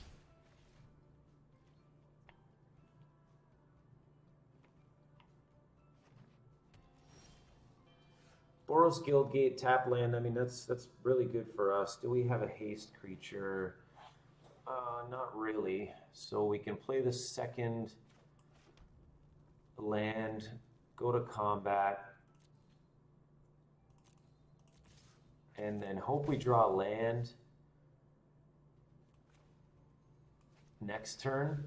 So then we can play 2 spells and then pump the Runaway Steamkin.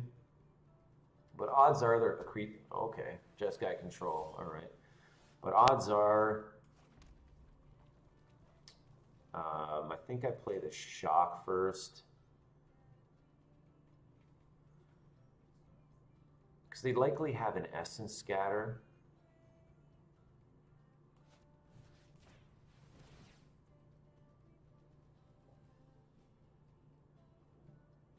Syncopate won't help them.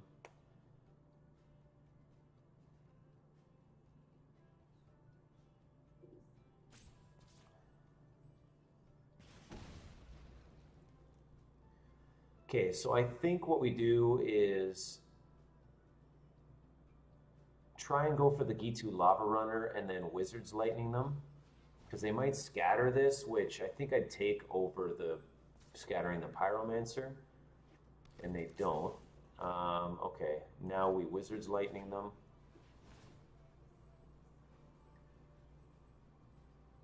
And then we get in for, well, it'd be for 5 damage.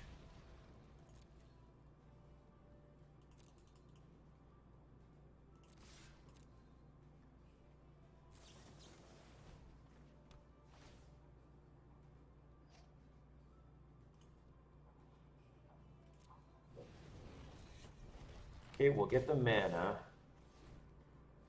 Okay, that doesn't work. So what I thought I'd be able to do there was just take the mana and then cast the Pyromancer, but I guess not.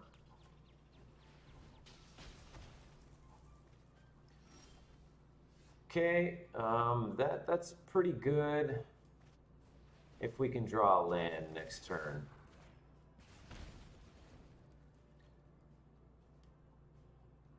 So if they get another white source, we have to consider Cleansing Nova.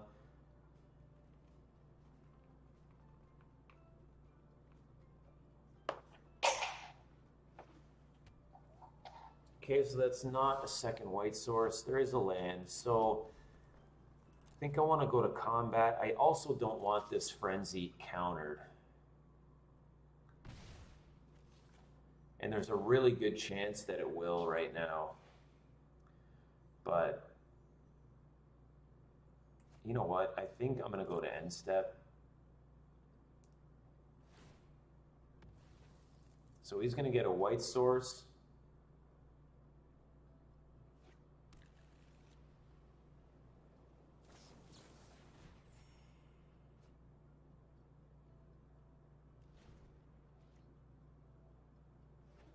And settle the wreckage I have to consider. Okay, so they're tapped out now. I figured they'd have Teferi.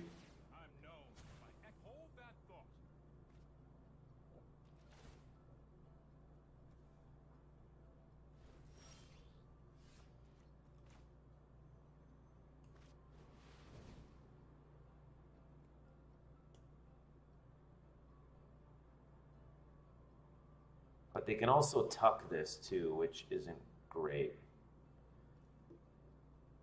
So it's a wizard's lightning. I mean, that's pretty good. If they tuck, well, then I'll draw it and then I won't be able to play it.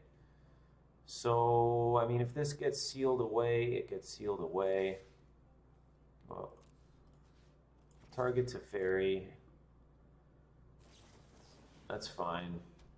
I'd rather they seal that away. But if they do tuck the frenzy, then I will get Wizard's Lightning and I'll be able to use it, hopefully, onto fairy. But they may not care. I think they should.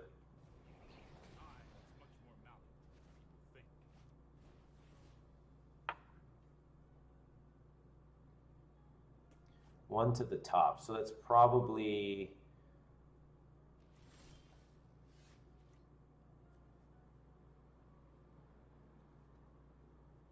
Well, let's give it a shot. I mean, we have nothing else to do. They don't have two blue sources, so there's no Sinister Sabotage. If they have another Teferi,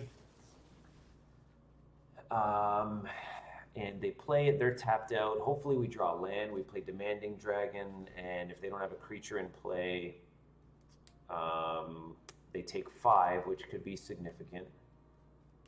We're going to draw the Experimental Frenzy next turn.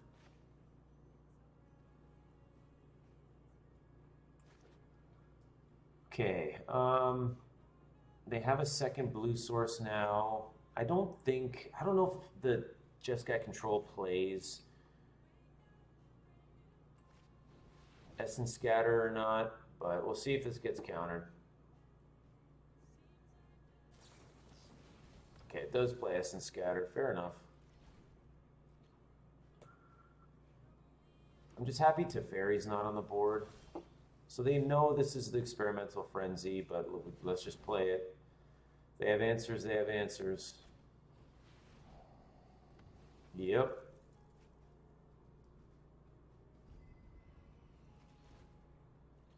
So they don't want any more land.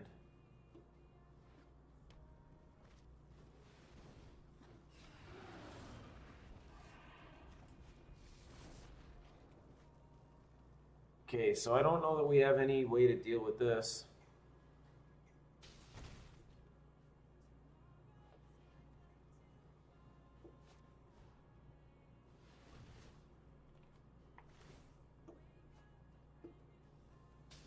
Okay, I think we just move on. Couldn't quite get there. So maybe in these matchups you literally just...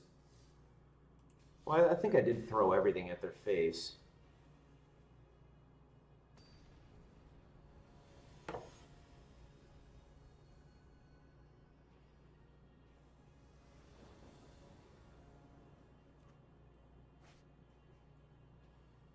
We're on the play. I think this is pretty good.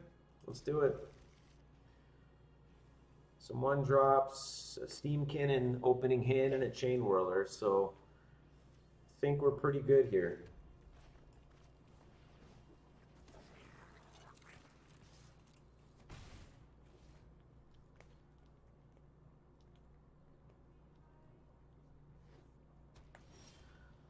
Golgari, okay. So, I mean, Shock can be pretty good for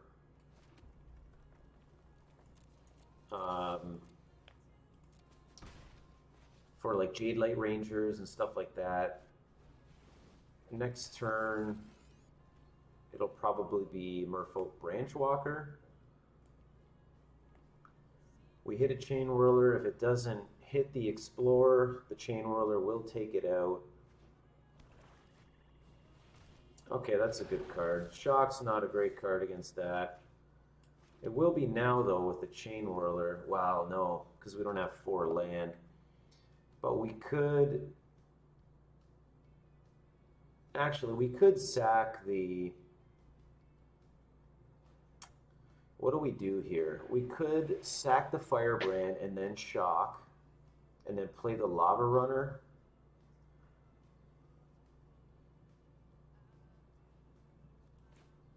because that thing could become a problem.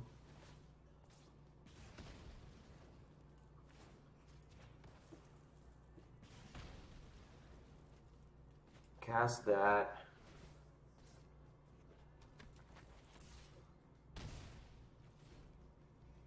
And just hope we can plow through whatever they have.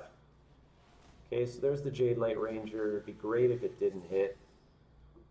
Okay, so it hits. Yep. Land, that's good.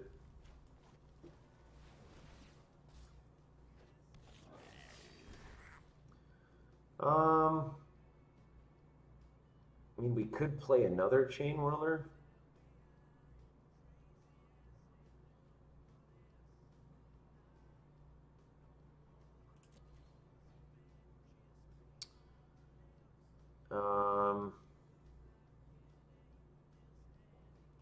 But I don't think we attack. You know what might have been good is take the mana out, hit a land.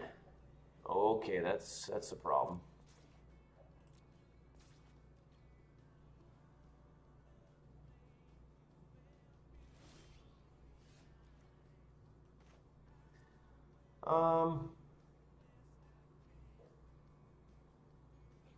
Well, I guess we just Wizard's Lightning, cast Chain Whirler, and attack with that and that.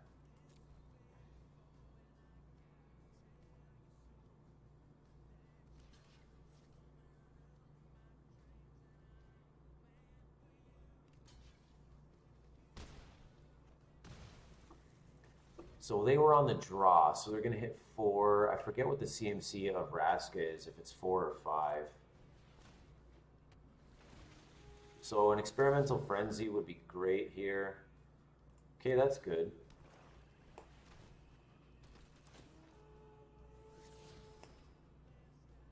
Another land.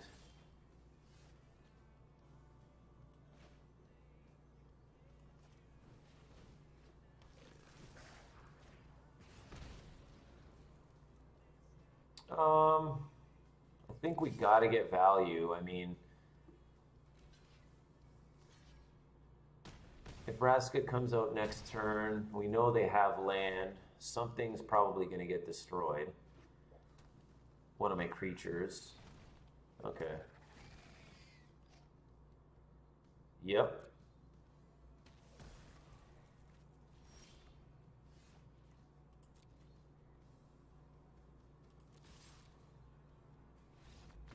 And they've conceded, yeah, because they can only block 1, and either way they're taking lethal, so. Mono red coming out on top again. Being on the play helps.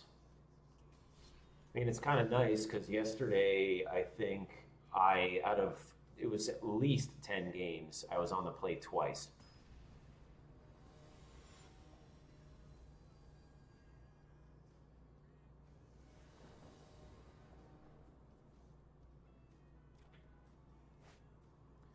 We're on the play again. I don't like this hand. We're going to mulligan. That is brutal.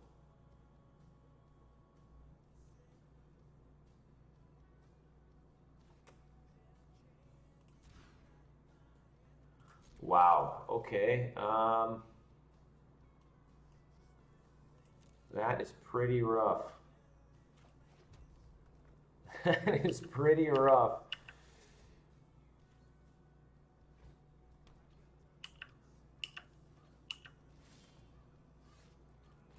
Okay, if our curve's pretty smooth from here on out, I mean, it might not be that bad, but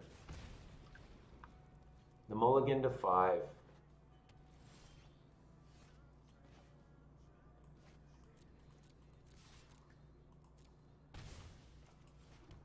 This is not what we want to be doing.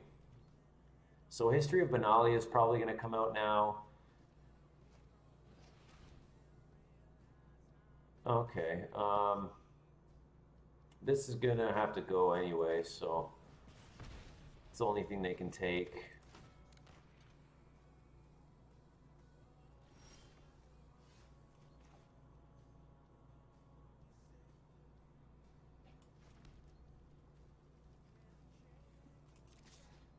Let's send it in.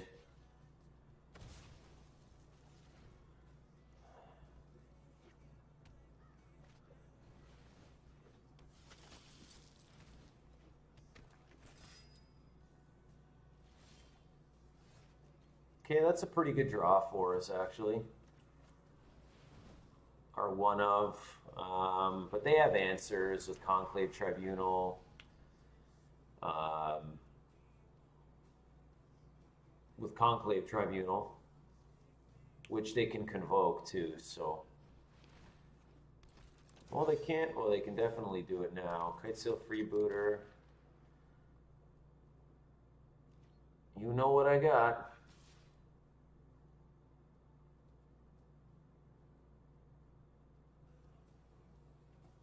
I mean, can they take out my Phoenix token somehow? I don't think so.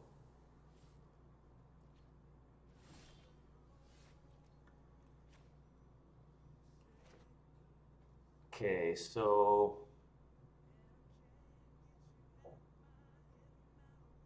do we just try and take out the freebooter so there's no block? At this point, we were just pretty much racing, I think. So I'll take 7.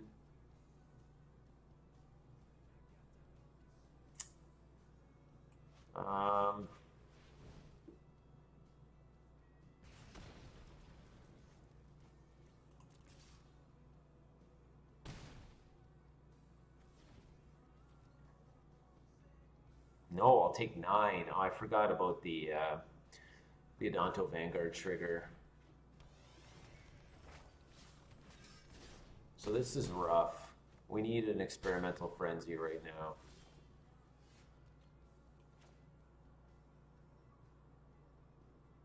I mean, that's kind of whatever. I think 3, 6, 9, 10, 11. They have lethal.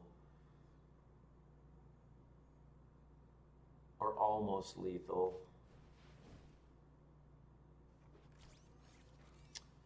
So I don't think we can attack.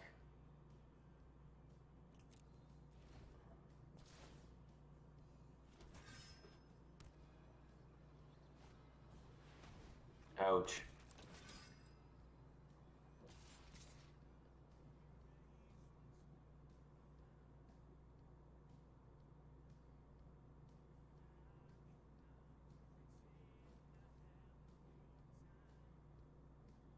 Tap X untapped knights you control. He doesn't have open mana.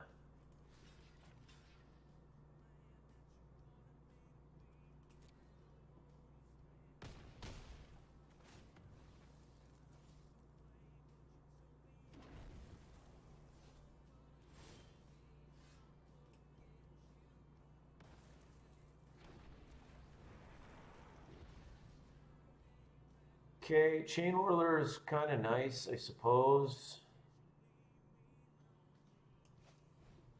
Because I'll have to pay 4 if they want to keep the Adanto Vanguard.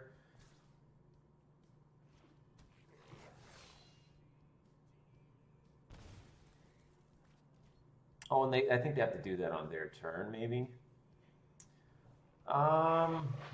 Don't think I can attack here. Those are going to be 4 4s. That's 4, 7, 10, 14, 18 power. I definitely can't attack.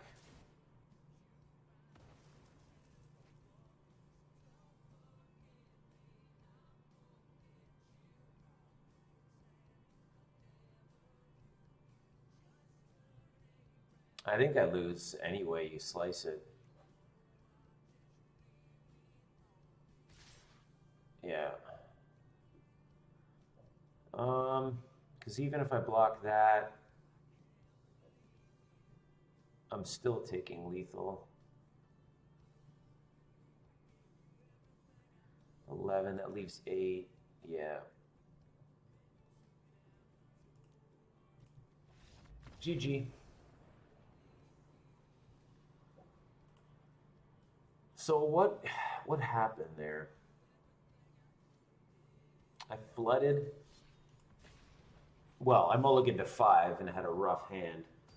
So that happened.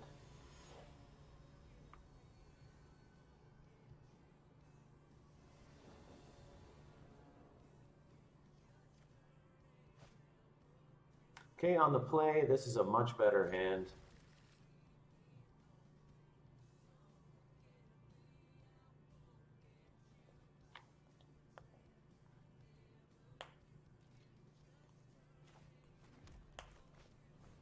Do like having that Fanatical Firebrand, though. Get that 1 damage in before my opponent even does anything.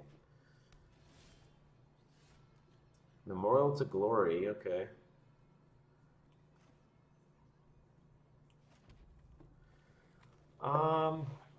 Runaway Steamkin or Pyromancer?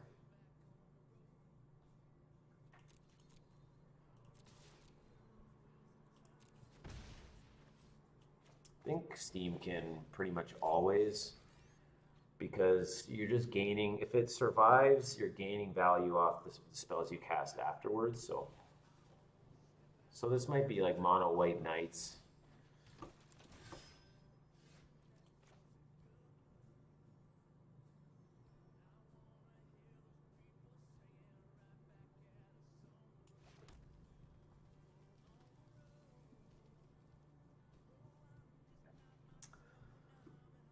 Let's see, if we play the Chain Whirler, we can attack with both.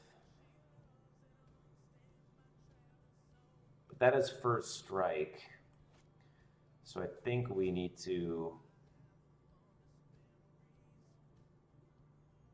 just get rid of it.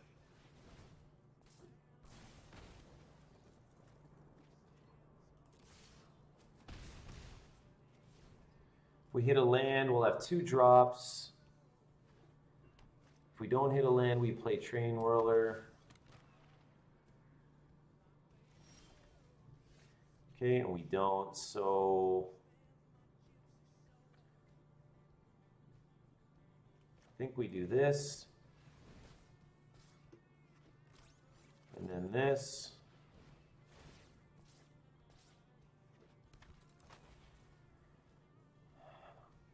Go to combat.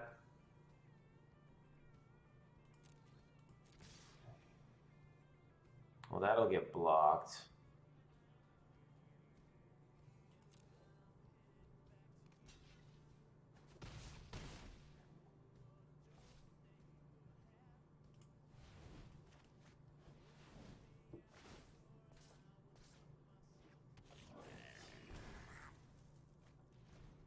Okay, so we're fairly wide, and they've conceded. Okay.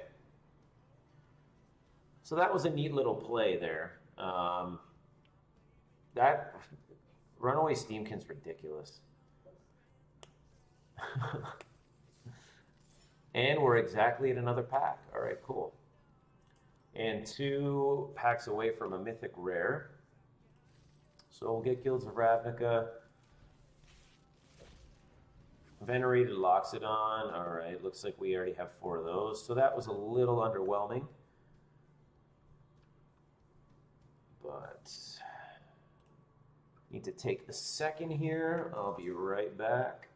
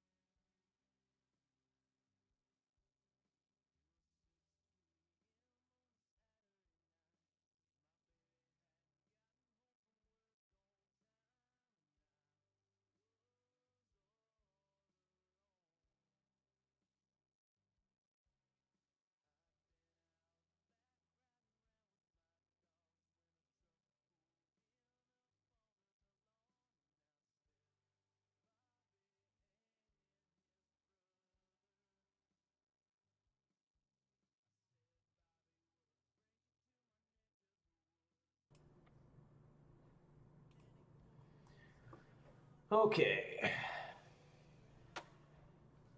All right, one more pack away from finally completing Is It Spells? Get that Arclight Phoenix. Once again, word of the stream is Expatiate.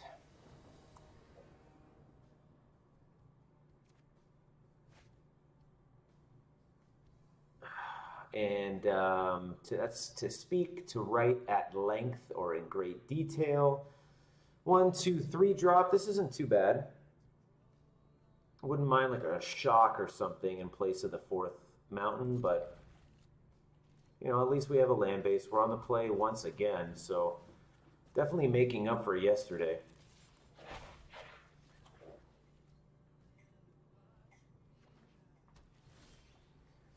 Okay, a white source, so we can go to combat.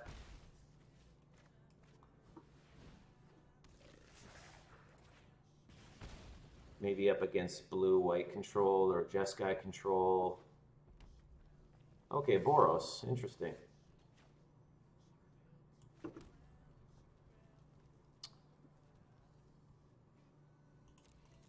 We'll go to combat. We have to be careful of seal away here.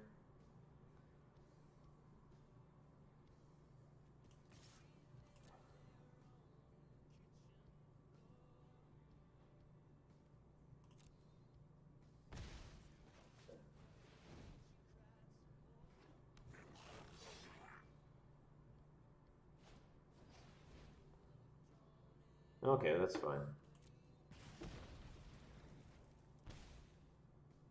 And we will end. There it is. There's that blue source.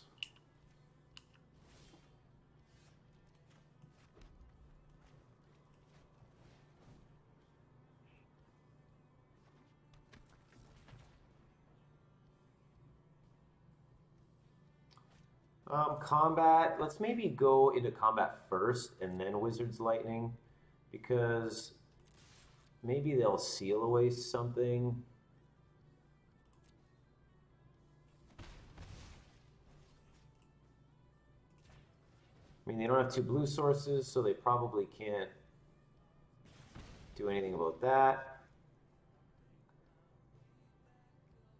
But a Deafening Clarion is a consideration. Okay.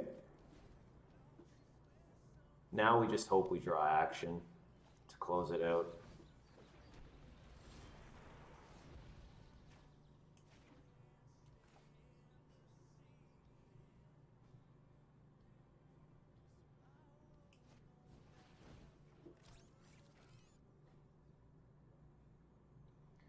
Okay, no attackers.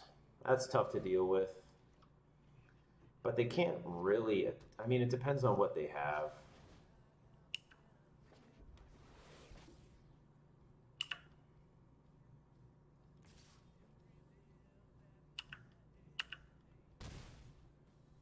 So Experimental Frenzy, or that, I suppose.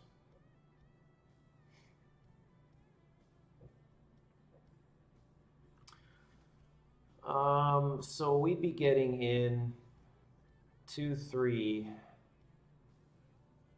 If we can somehow sneak by. So I think we go sack the Firebrand, take out Shalai, and then attack for, I mean, it'll be 4.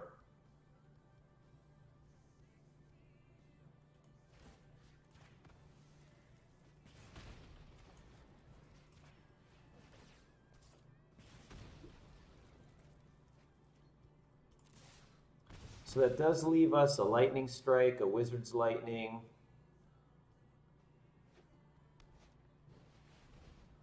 As an out. So that doesn't do anything for us. So I think they've just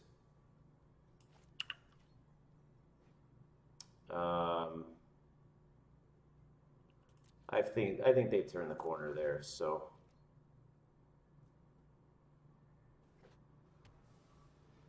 But you never know. I mean, if we draw... Okay, that doesn't make things any easier.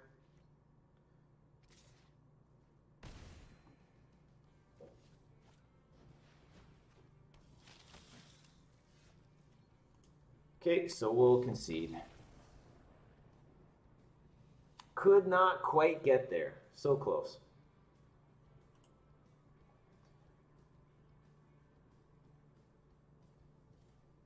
Could not quite get there.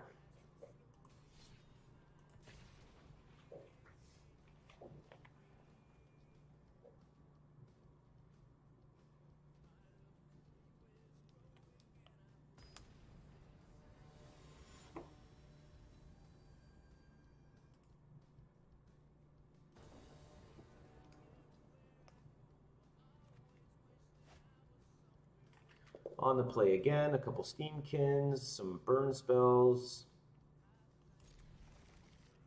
Okay. I like the Firebrand.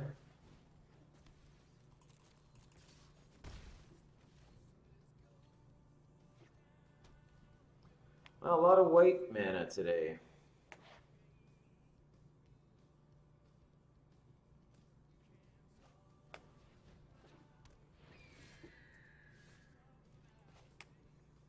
Interesting.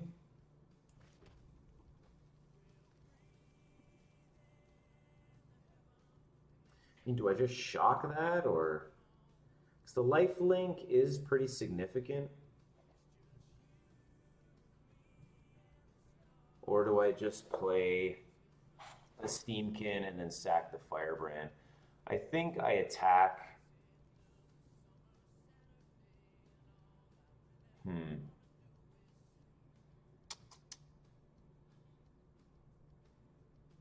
I think we just play this. Oh, this is tough.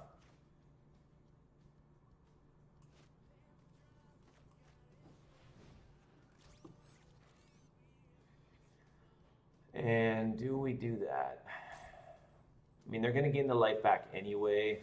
I think we do it.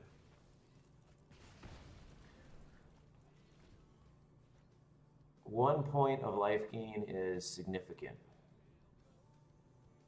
You know, and then if they enchant the Healer's Hawk or something, then it becomes 3 life gain. You know, that's something to contend with. So land would be great here. Okay, so we can play that. And then...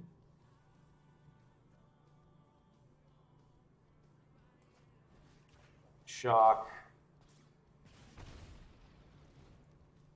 So a little slower than we like.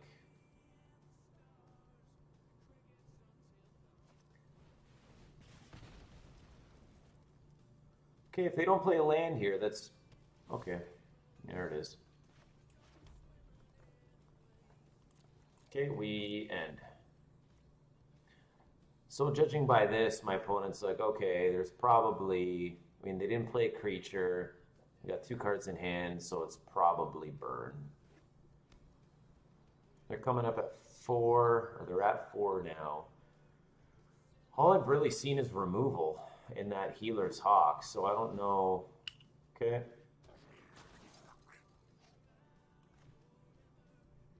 We want to respond, take him out. Yep, that'll come in. Chain Whirler would be great. I mean, I guess it's kind of whatever. It's a wizard, so it will allow us to cast this for 1 mana.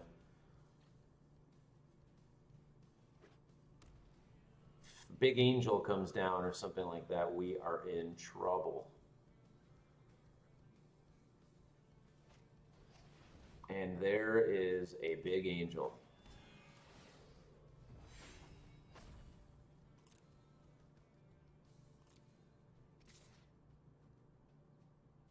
That's going to be a problem. I mean, I think we just block it.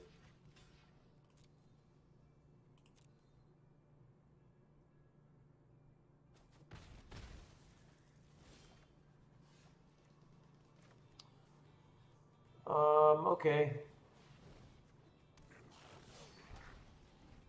Not great.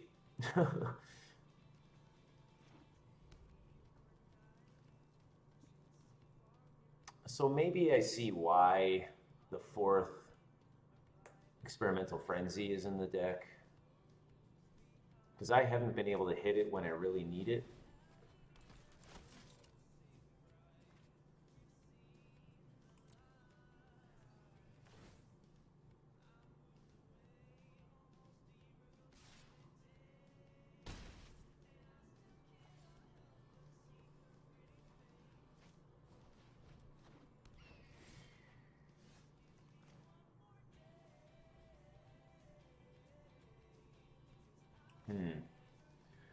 Well, I think we attack with the Chain Whirler, see what they block with, and then maybe if they block with Aurelia, that'll allow us to Wizard's Lightning.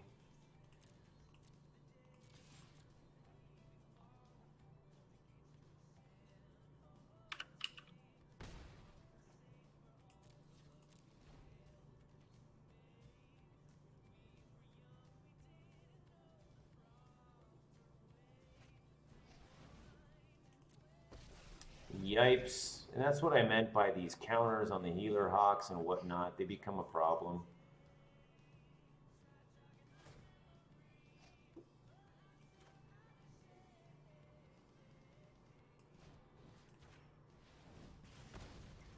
Last thing I want them doing is putting counters on a lifelink.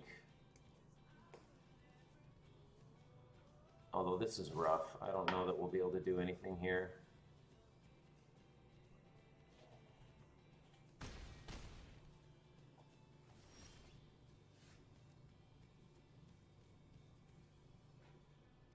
I can take out a Johnny, but I mean...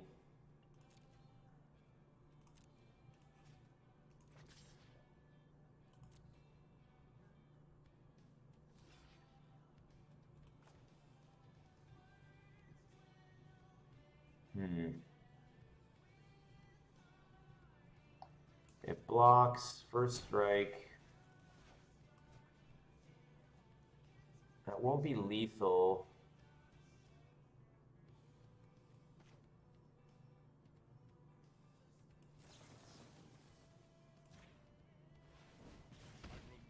I think we need to do it anyway, just so if they do minus, they lose the Ajani, and then maybe we can trade. But this, actually, I think this is lethal.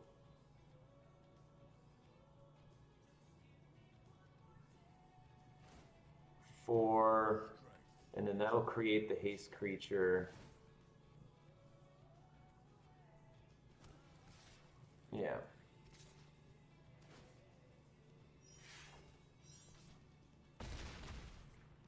GG.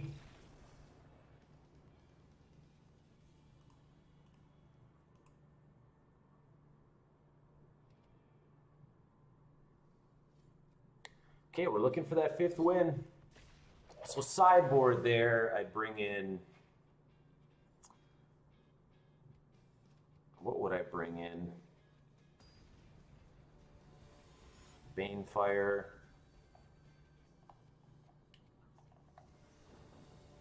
Lava Coil. I don't know if Lava Coil is that significant. So I'm on the draw. But I think this is okay. I mean, if it's a mirror especially, they probably have a shock or something like that. So if I go with the Lava Runner, I think I go with Firebrand still.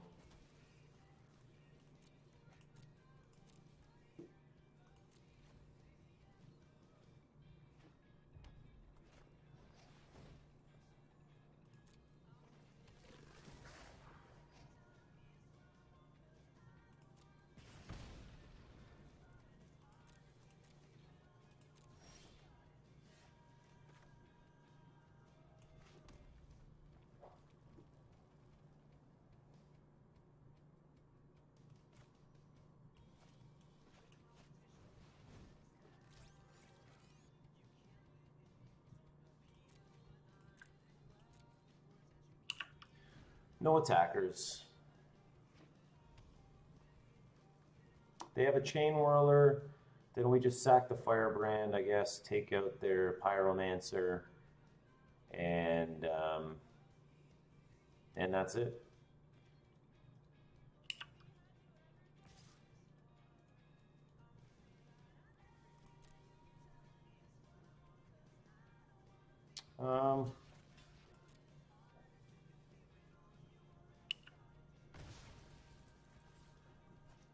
Oh, I should have tapped the Firebrand. Yeah, I lost value there.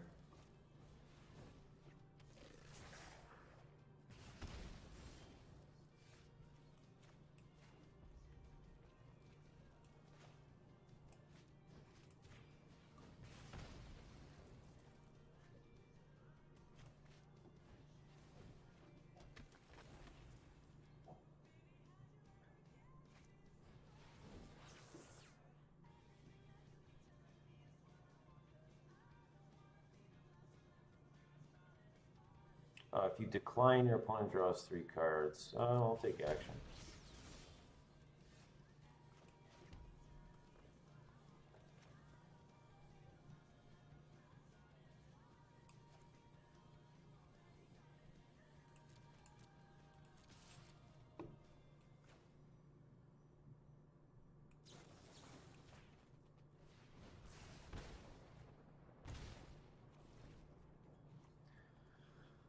So they have missed a land drop.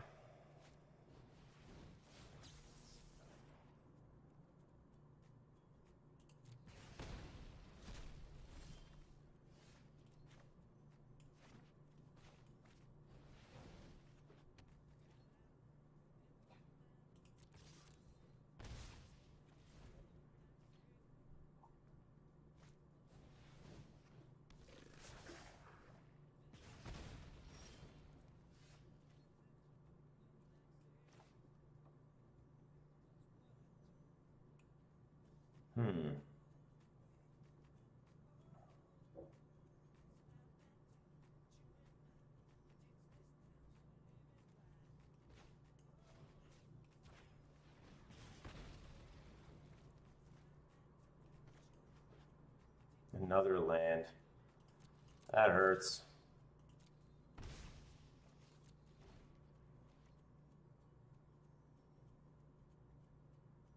Well, all we can hope for is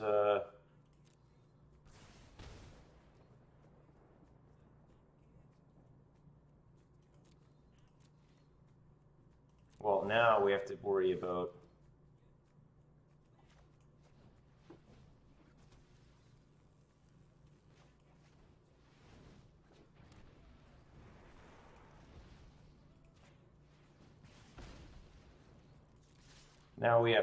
a lightning strike, which would be a shame if we just lose to a lightning strike, but and we lose to a lightning strike. So, oh well, I guess that's the risk factor. You know, sometimes just taking the damage. I mean, there was a game in my yesterday where I just kept taking it and then I ended up winning because of it, but that's the risk. Oh, I think this is the same guy.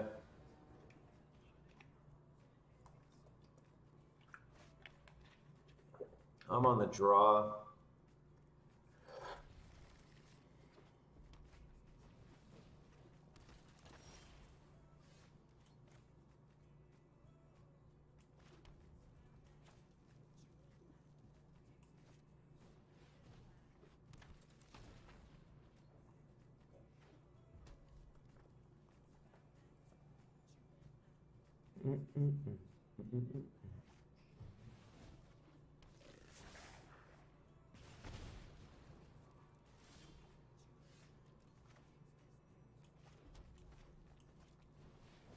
We pretty much have the exact same start.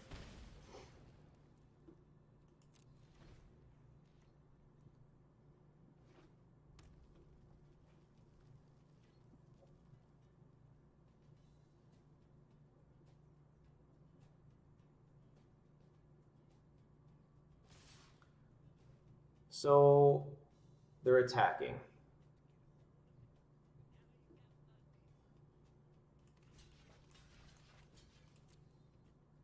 Tells me they have burn spells, or maybe not.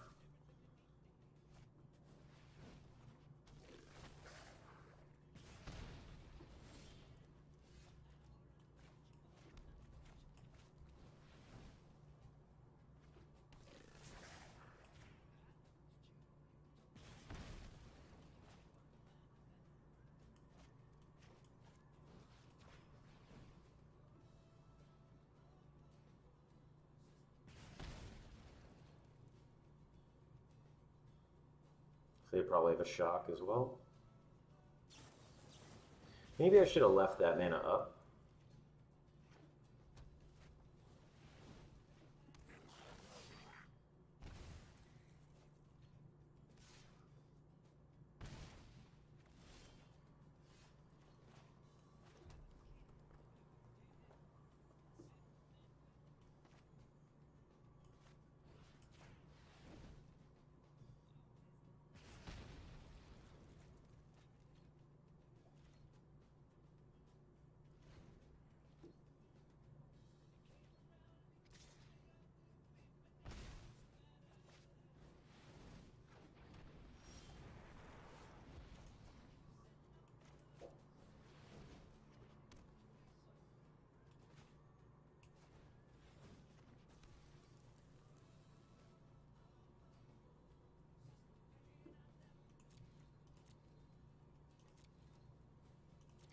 Okay, so not looking good.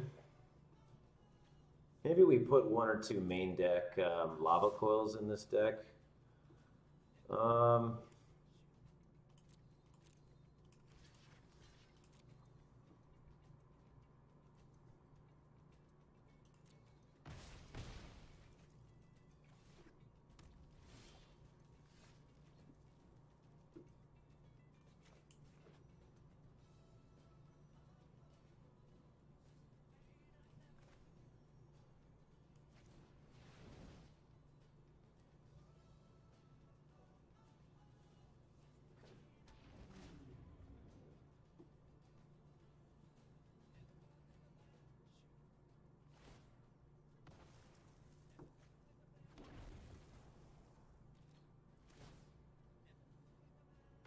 Okay, I mean, this might buy us a turn.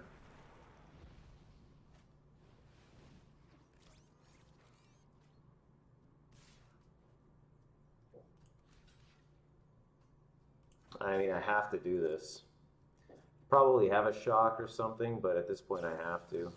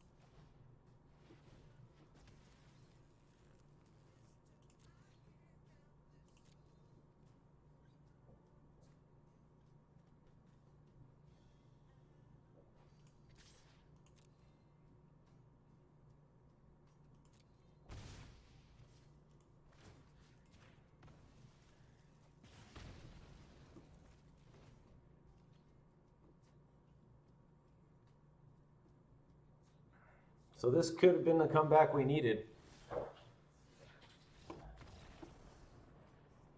Wow. And there you go. That's why Experimental Frenzy is an absolutely insane card.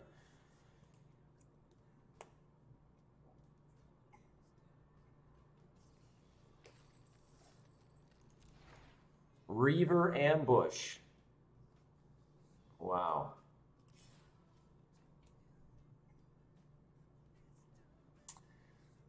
Okay, 50. I mean, we're not even close to a pack. Okay, I think I am going to call it for tonight. So, just to recap. First off, we started with an analysis of a squat sequence that I performed with a pistol squat to transition to a shrimp squat and then back to pistol and then wushu pistol.